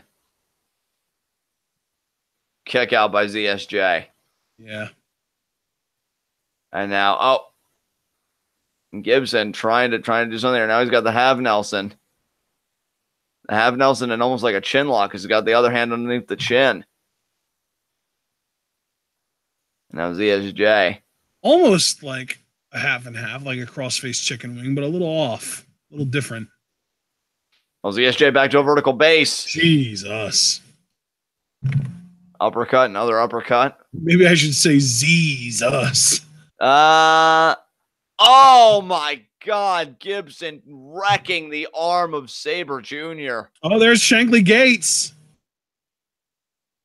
And Zack Sabre Jr. quickly gets to the ropes. The ring positioning wasn't advantageous to Gibson in that moment. Yeah. I just realized we always talk about Zack Sabre Jr. That makes me more curious about Zack Sabre Sr. What the hell does he do? Uppercut there. I mean, we already know that he's capable of great feats, given that he helped to create Zack Sabre Jr. That is true. That is very true. Uppercut from DSJ. Uppercut. Third uppercut, 3 in a row. Damn, Zack. And Zack, what a kick to the back. That was like an enziguri to the back. 2. Kick out there by Gibson. Again, Gibson, no slouch. Made it all the way to the finals of the Natural Progression Series tournament. Would love to knock off ZSJ here.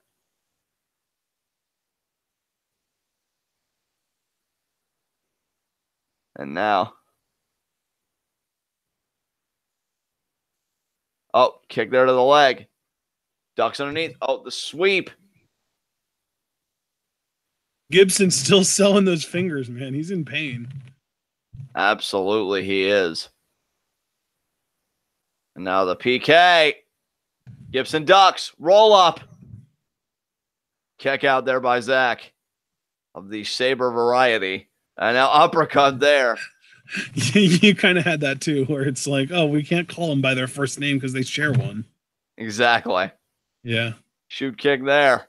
I feel you, dog. Gibson shoving. Sunset flip. Gibson rolls through.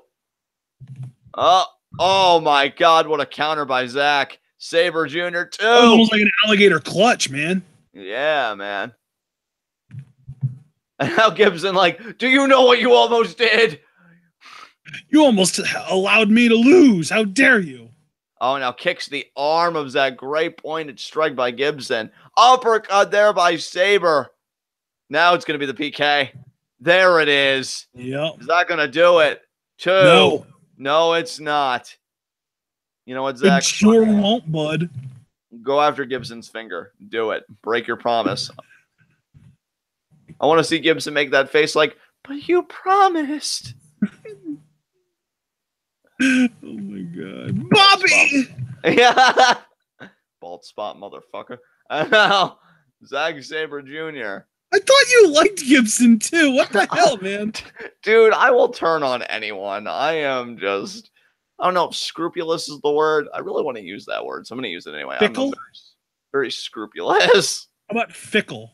I guess that too. And now it doesn't sound as nice, though. And now multiple forearms by Zack Sabre Jr. to Gibson. It's only because most people don't know what scrupulous actually means. And for Gibson, in this case, it's no pain, no Rogaine, but I digress. There's now Zack Sabre Jr. Stalking. Oh, my God, another forearm. Oh, my God.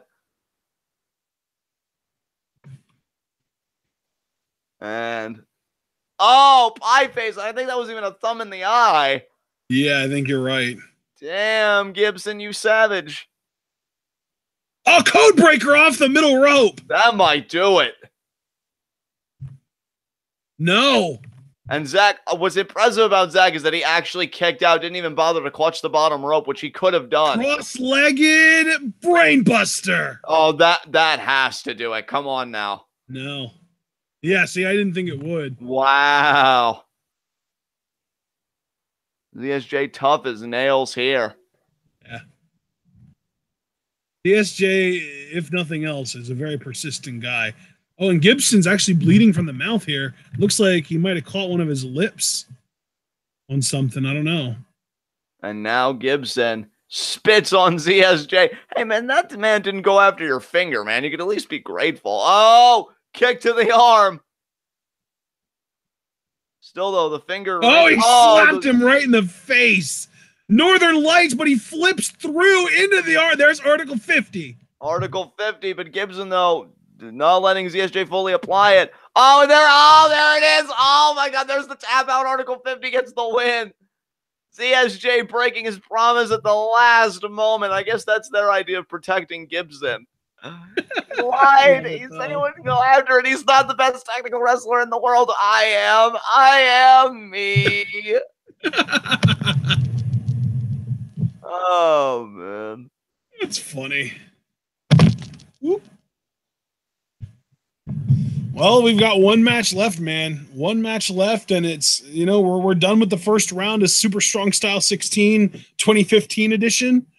We're about to get into our tag team main event, Regression versus the London Riots. Man, London Riots must be licking their chops, just eagerly awaiting the chance to kill Jimmy Havoc. Absolutely, yeah. And ZSJ has definitely got a plate of pumpkin waiting for him because he's a cheater, pumpkin eater, going out of the broken finger when he said he wouldn't. But he does advance. He will meet Ciampa in round 2. All I can say is it's not his fault Gibson decided to perform with a broken finger. And Gibson just shaking his head like, this sport's dead to me, man. Dead to me. It's like, I trusted you, man. Trusted you. Should have been me. Should have been me. And now, funny thing is, this is actually one match where, yeah, on one hand, Havoc should absolutely be terrified. But on the other hand, maybe he can relax a little bit because this is actually a non-title matchup given that it's a tag team main event. Yeah. So for one Progress show, his title actually isn't in fucking peril. That's true. I mean, I don't know, though. We got to remember Flash Morgan Webster's still ever lurking. Yeah, that is true. Can't forget about Flash. And yeah, that's Regression London Riots, our main event for day 1 of this big show here.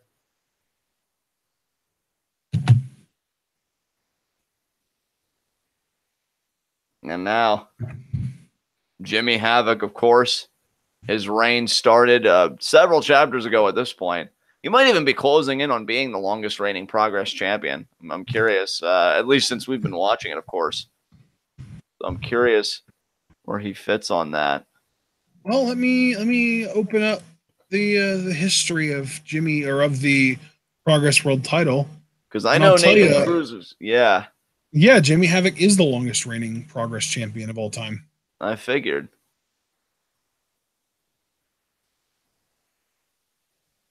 And Smallman here, I guess, cutting a promo.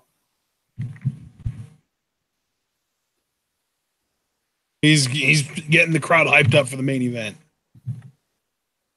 Oh, London Riots. It's only natural that they come out first, right? Absolutely.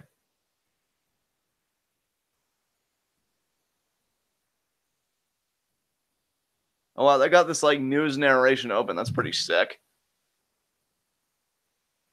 And there they are. Absolutely. It's going to be fun to call another London Riots match. It's been too long since the last one. Absolutely. London Riots got betrayed by Jimmy Havoc and Paul Robinson. And these guys are looking for their pound of flesh. And can you blame him? Certainly not. These are big men, too. I mean, these aren't boys, ladies and gentlemen. These guys will tear their heads off. Rob Lynch and James Davis. They're big boys. Absolutely. And now, there's Lynch. There's Davis. They have come back as really the enforcers of Progress, if you will, since Jimmy Havoc's turned it into an asylum in which he resides as king. The London Riots exist as a way to kind of restore order, if you will, in the Progress universe here. And you even see they have the APA-inspired aesthetic with the shirts, but it's RIP instead of APA. I wish I could read the rest of it. I'm sure the P stands for Progress. I'm curious what the R and the I stand for. As now we've got the entrance of Regression here.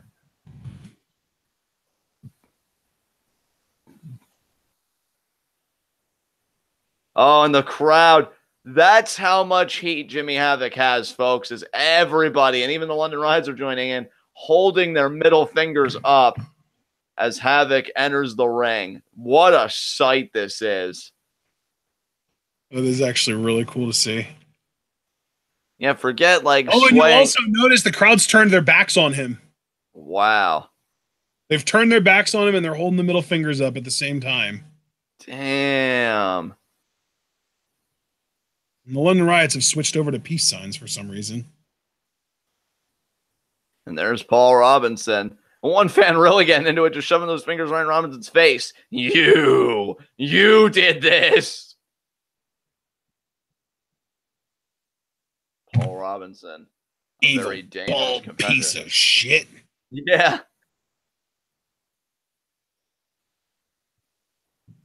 And now, my God, darkness falls on Robinson, which is quite apropos given the choices he has made to end up here. And now awaiting the arrival of the Progress champion, Jimmy Havoc, who's made it clear that he hates the Progress fans.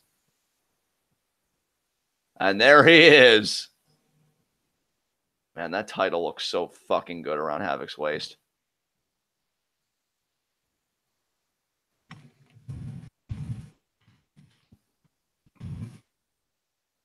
And of course, Havoc sporting the "Fuck You All" shirt.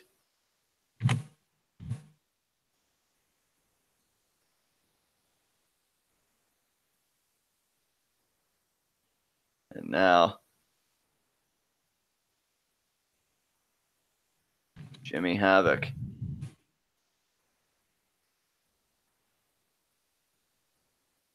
Yeah, man, I can't find the RIP shirt. The only one I found was the RPA shirt. Okay. Obviously, the RPA one stands for Riot Protection Agency, but I can't find the RIP that they're wearing here.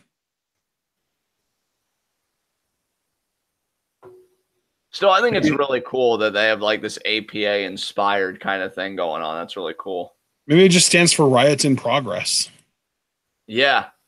Yeah, that's the most basic assumption like I would go with.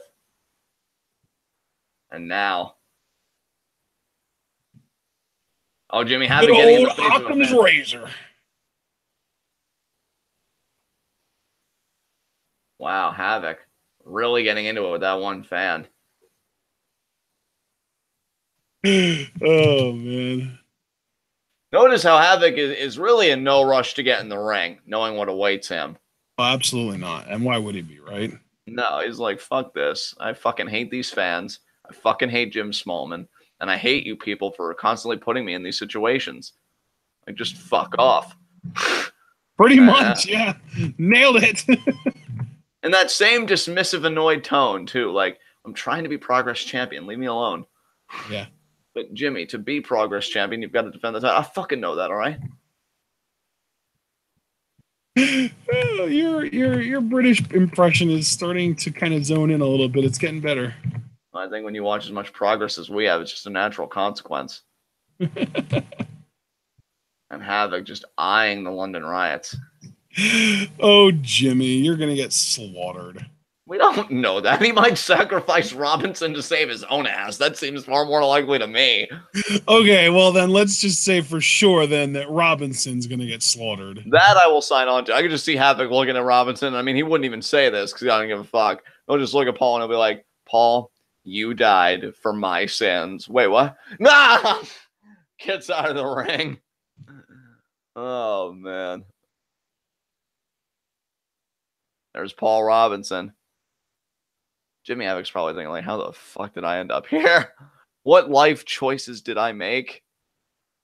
I mean, sure, I turned heel on everyone and cost Mark Andrews his dream and betrayed Jim Smallman and psychologically tortured him, but do I really deserve this? Now the mask comes off. The answer is yes, Paul. The answer is yes. You deserve everything that you're about to get. Well, the chieftain's in the corner of Havoc and Robinson saying, how dare the London Riots betray Havoc and Regression to be one of those morons around the ring. I love that Chieftain shares my audience hate. And now, Robinson. The thing, though, is the London Riots didn't betray anyone. They were betrayed by Robinson and Havoc. Do you think that maybe the better oh, wait, here we go. Yeah, we're getting right into this thing. Robinson's trying. That's cute. Rob Lynch, though, on Paul Robinson could be a major mismatch in favor of the Riots, just because the power going against such a small guy. James Davis versus Jimmy Havoc is a little more evenly matched, but what a dive by Davis. Holy hell. Suicide dive. I mean, Davis just projecting himself onto Havoc completely, all that weight. And Robinson actually seems to have Lynch pretty well handled. Look at this. Robinson talking trash. Man. Look at that. Rubs the head for good luck, I guess. This fucking weirdo. And now flips him off. And oh my God. I would get chucked. I would be crying on the floor if somebody chucked me like that. Because I would never be prepared. My body would be tense the entire time. I'd be like, no. And then I'd just be on the floor and be like, it's over. It's over. I don't want to do this. I'm sorry. And Havoc now is back in the apron. That's the thing about me, folks. I talk a really big game, but life's going to kick my ass every time. And now Havoc into all those chairs.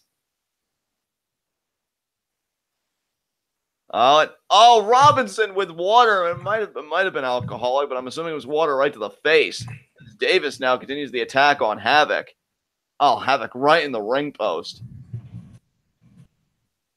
Body shots by Robinson. Robinson is really holding his own better than I thought he would, man. If anything, Havoc looks like he's struggling more than Robinson is. I mean, no one else Lynch seems to be on the comeback.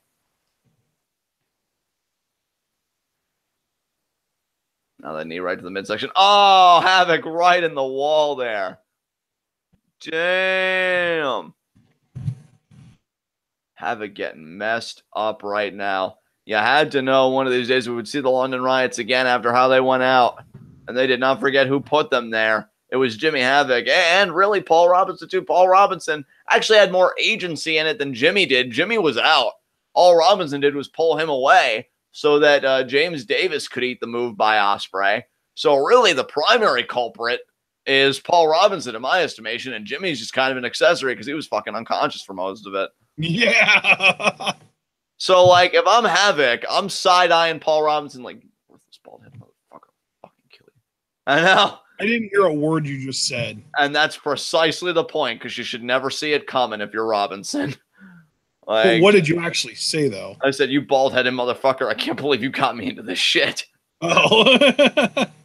Oh, this is going to be the Acid Rainmaker. Acid Rainmaker. Wow, under the apron. Holy hell. Because fuck your neck, Lynch. And now, Davis and Robinson right in the ring post. Man, if Havoc really abandons Robinson, that would be so poetic. It would be. Sorry, Paul. I've got to, worry about my Progress Championship and all that. And now, could be the Superplex. Should have seen this coming, really. And now, I think Jimmy is the type like Marty to just be like, I am the bad guy after all. Yeah, like, Marty just owns it, man. He's like, I am the antagonist. Oh, what a power bomb. James Davis just got powered bombed to the outside, and his body just bounced off the floor. Look at Paul Robinson applauding Jimmy Havoc. I mean, Paul and Jimmy are doing well, better than I expected. I thought it was going to be a full-blown slaughter, and they're holding their own out here. I'm impressed, man. What a sickening sycophant Paul Robinson is.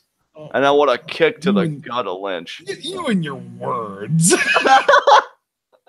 You're low-key proud of me. And now, shots to the face here, Lynch. Sickening. And now, I'm proud of those words for being able to exist in that order. Thank you for arranging them. I know, right? Oh, what a shot there by Havoc, who I guarantee you through all of this still feels like the victim. I mean, wouldn't you? I mean, I'm me, and with my complex, absolutely. Yeah. Wasn't even going for that, but it worked out. Yeah. I mean, I know you weren't. It's just, I think we've always just got to be honest. Oh, my God, the headbutt. Oh, man. Jesus.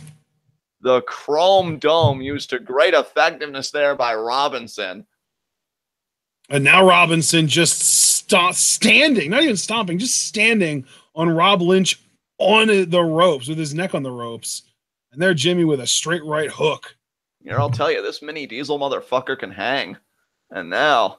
Sorry, what did you just call him? Mini Diesel is in Vin Diesel because the whole bald looking okay. When you say Diesel, my mind immediately goes to the wrestling version of Diesel. Which yeah, really I mean, we are covering a wrestling show, so it's perfectly understandable that your headspace would like be there. Yeah, it just made no sense with what I thought you were saying. So no, that's why clarification is a thing, and we here at TwitWow, we believe in it. Oh, he just kicked him in the hamstring again, man. Second time we've seen someone take a direct shot to the hamstring, and there's a drop kick from Havoc to the back of Lynch's head. Thankfully, Lynch kicks out, but man, this has been really surprisingly one-sided in favor of Havoc and Robinson. That's what surprises me most. Yeah, Smallman's like, I chummed up with them for this. Where's the destruction? Where's the death? Man. And another kick there to Lynch. And now, Paul Robinson up.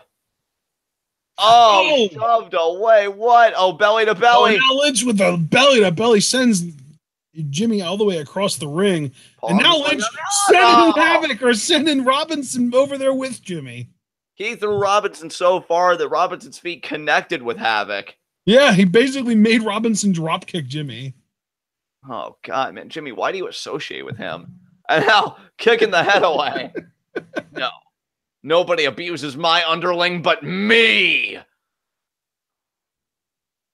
Havoc is still like, this is how little of a fuck he gives. He's in there with the London Riots, who in their time in progress, as far as standard tag matches go, only ever lost one standard tag match, and that was to Team Defend for the tag titles. And like, he's in there with this really dangerous tag team, and he still has the energy to flip the crowd off and tell them to suck his balls. That's amazing. Oh, there's the chop from Lynch. But see, that's the price you pay. Oh, the shirt comes off. Now I'll never be able to read it. And now the chop's here. Petway. Oh, man. Lynch just lighting Havoc up. And Havoc right back. Fuck you.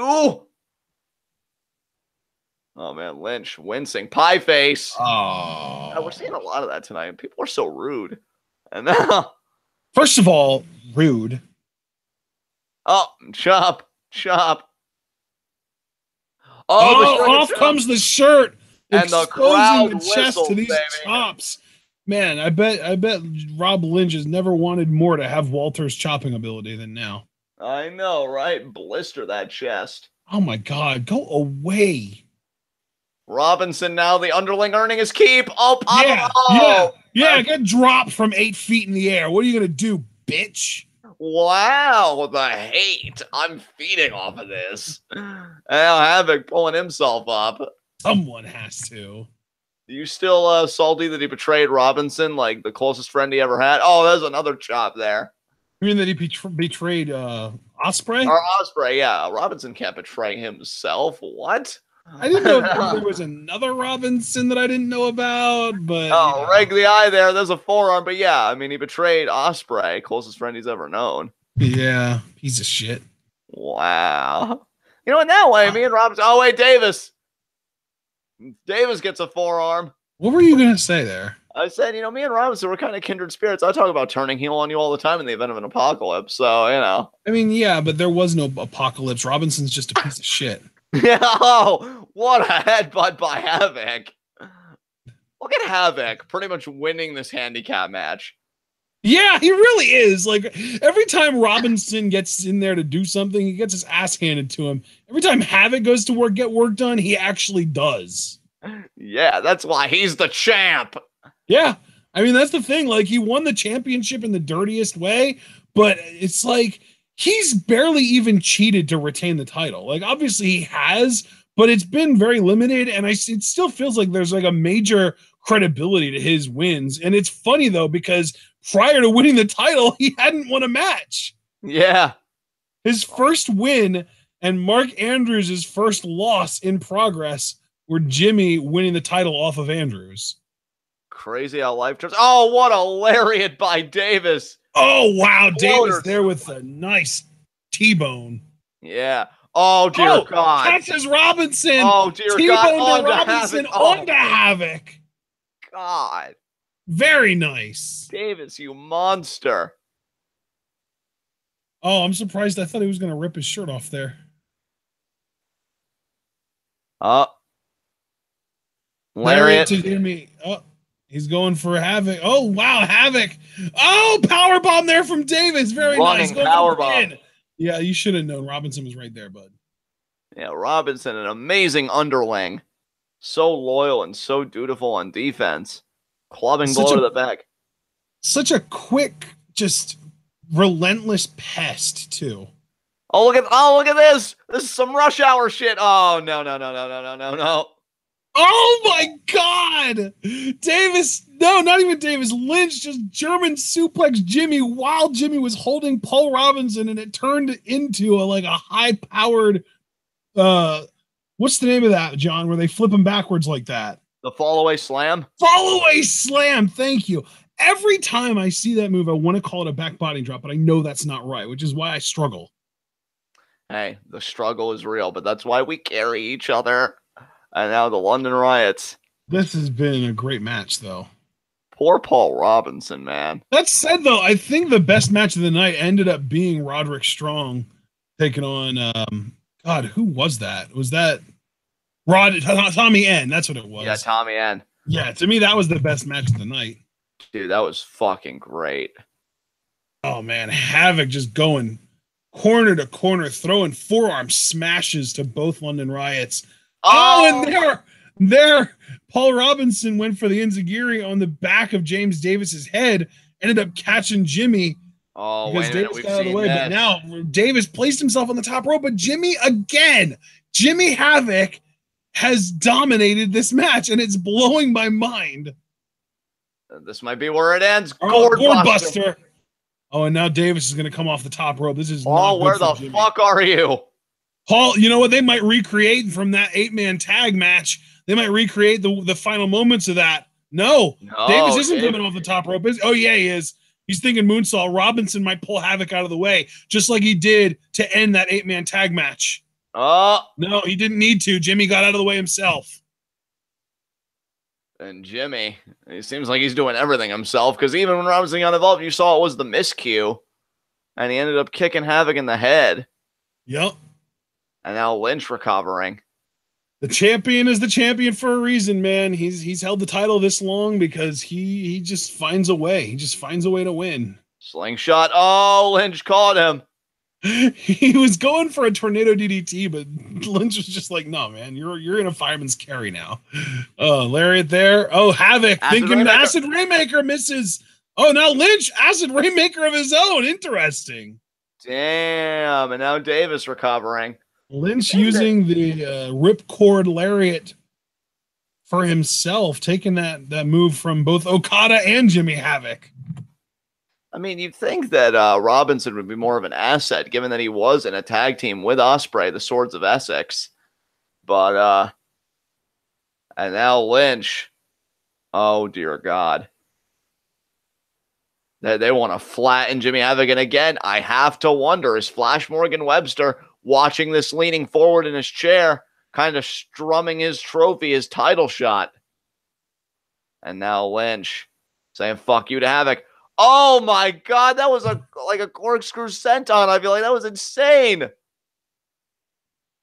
I don't even think we've had tags in and out. I feel like this has been like a tornado style match almost.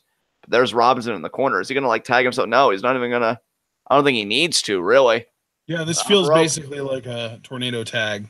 There was a knee there. Oh, is it gonna be Acid Rainmaker to Davis? Yes, it is. Oh, but James Davis blocks it. Oh, but the forearm from Jimmy. Acid Rainmaker. That's gonna be it, isn't it? Oh no. Lynch is recovering. Yeah, Lynch. And Lynch breaks it up. Saves the match for his team. Dude, that's crazy, though, that, this match doesn't really have any implications just because there's no, championships on the line or anything. But it's just crazy to me that Jimmy and Paul almost won it. Yeah.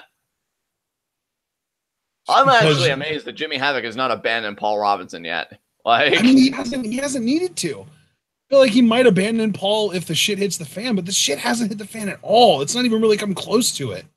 oh, double spear. Very nice double spear there from James Davis. Or no, that was Rob Lynch. Rob Lynch. Yeah, Rob Lynch.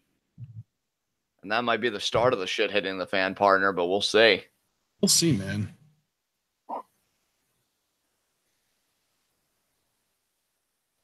And now Havoc, wondering how the hell he ended up here. And Robinson. All four of these bodies are just prone on the canvas. Davis, you saw him making the hand motion, trying to feed off of the crowd. And now Robinson pulls himself up. Oh, London Riots. Oh, Robinson avoided. Low blow. Low blow to Davis. And now, oh, trips up Lynch. Havoc with the roll up. No, oh my God. Wow, that was close. Havoc. Paul Robinson, though, there with the DDT. Yeah, that's Dave, oh man, there's Davis with a drop kick. Oh, but now Jimmy, Death Valley Driver, very nice. My God, these guys. Discus lariat from Lynch. This has been just absolutely brutal. Man, this match has been great, though. Absolutely, man. A lot of fun for sure. And now everybody's down here. Yeah, man. Referee begins the count.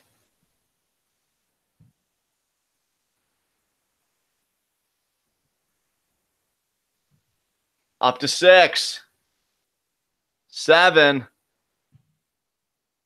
8.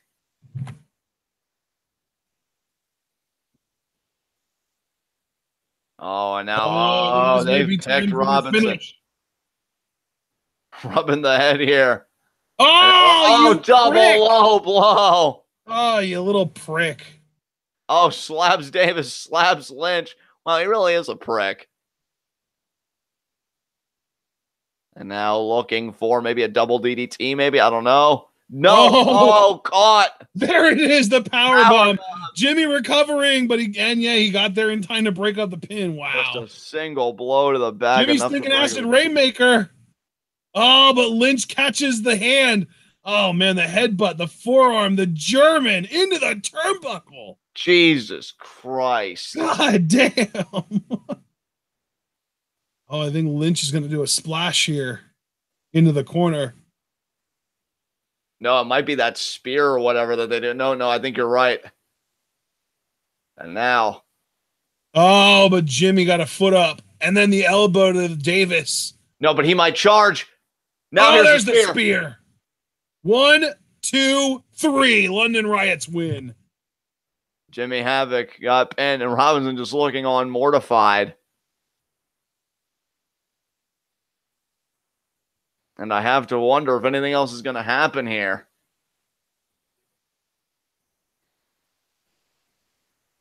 London Riots victorious.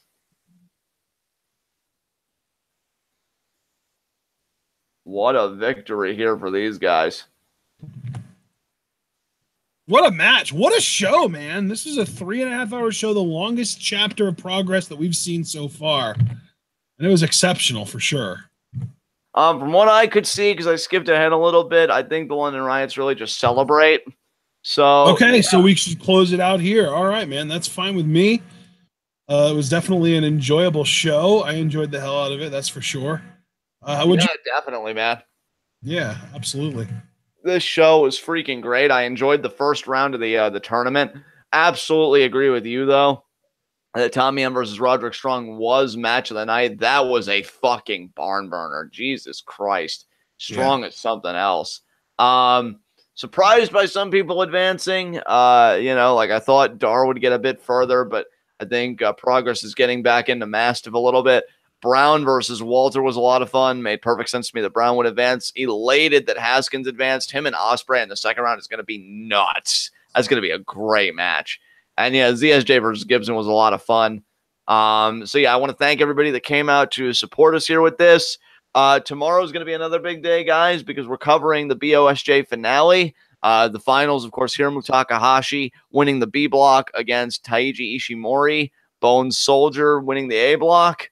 And after that, that's going to be at 4 p.m. EST. And then at 9 p.m. EST, we'll be covering NXT. You guys can expect a review there. So that's all coming to you tomorrow. With that said, I'm going to leave it to Ashton to take us home. All right, guys. Well, John already told you what's coming tomorrow, but then Thursday we're going to be live reacting to the second day of the best of, or the Super Strong Style 16 tournament 2015. And that's an even longer show. That's a little over 4 hours. So we're going to have to take a deep seat for that. But then after that, starting next Tuesday, we're back to the 3-hour show range. I don't think we're ever going to get back to the 2-hour shows that we were doing prior to Chapter 18, but that's okay. Progress is going to be around 3 hours after this week. But yeah, like I said, the show coming up on Thursday is a longer one. It's about 4 hours and 20 minutes. So the hell of a longer show, but we're going to be getting a hell of a lot of amazing wrestling on that show. So it'll be worth it. And after that, we don't really have anything, I believe, until Sunday when we're live reacting to Dominion. So we've got the finals of BOSJ tomorrow, NXT review tomorrow night, and then day 2 of the Super Strong Style 16 tournament from 2015 on Thursday, and then nothing until Sunday, which is going to be our live reactions to Dominion, which is a huge New Japan show. Basically their second biggest show of the year. It's the New Japan equivalent to SummerSlam, if you're familiar with WWE and not New Japan. And then we get right back into the old Progress stuff next Tuesday. And then, of course, next Wednesday, brother. Next Wednesday is the beginning of season 4 of Lucha Underground. And my God, can I not wait. It's going to be fucking amazing, dude. It is. I can't wait either. I can't either. Oh, it's going to be so good. All right, guys. So all of that being said, make sure to like the video and subscribe if you haven't already. Let us know what you thought about this show down in the comments section. And once you do subscribe, remember to make sure to click the bell icon so you can get notified when we go live or upload a video. And if you want even more reliable notifications, you can get them by following us on Twitter and setting our Twitter accounts to give you notifications, because a good majority of my tweets, at least, are literally just links to our live streams when we go live so that you can join us at the time. And you can also like our Facebook page if you're interested in supporting us. There are 3 main ways to do it. You can either buy our merch on Teespring.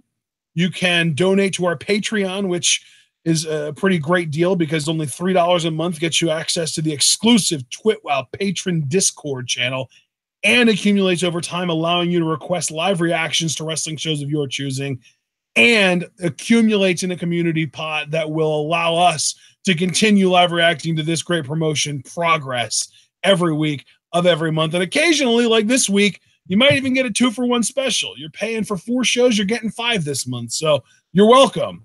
And then also you can, for free, you don't even have to, if you would like to support us, but you don't have the money to be able to do the merch or the Patreon, you can just share this video and this channel with all your wrestling fan friends. Let them in on the best kept secret in the YWC. We are the workhorses of the YouTube wrestling community. And I think that's all I've got for you guys today. So all I ask is that you stay tuned.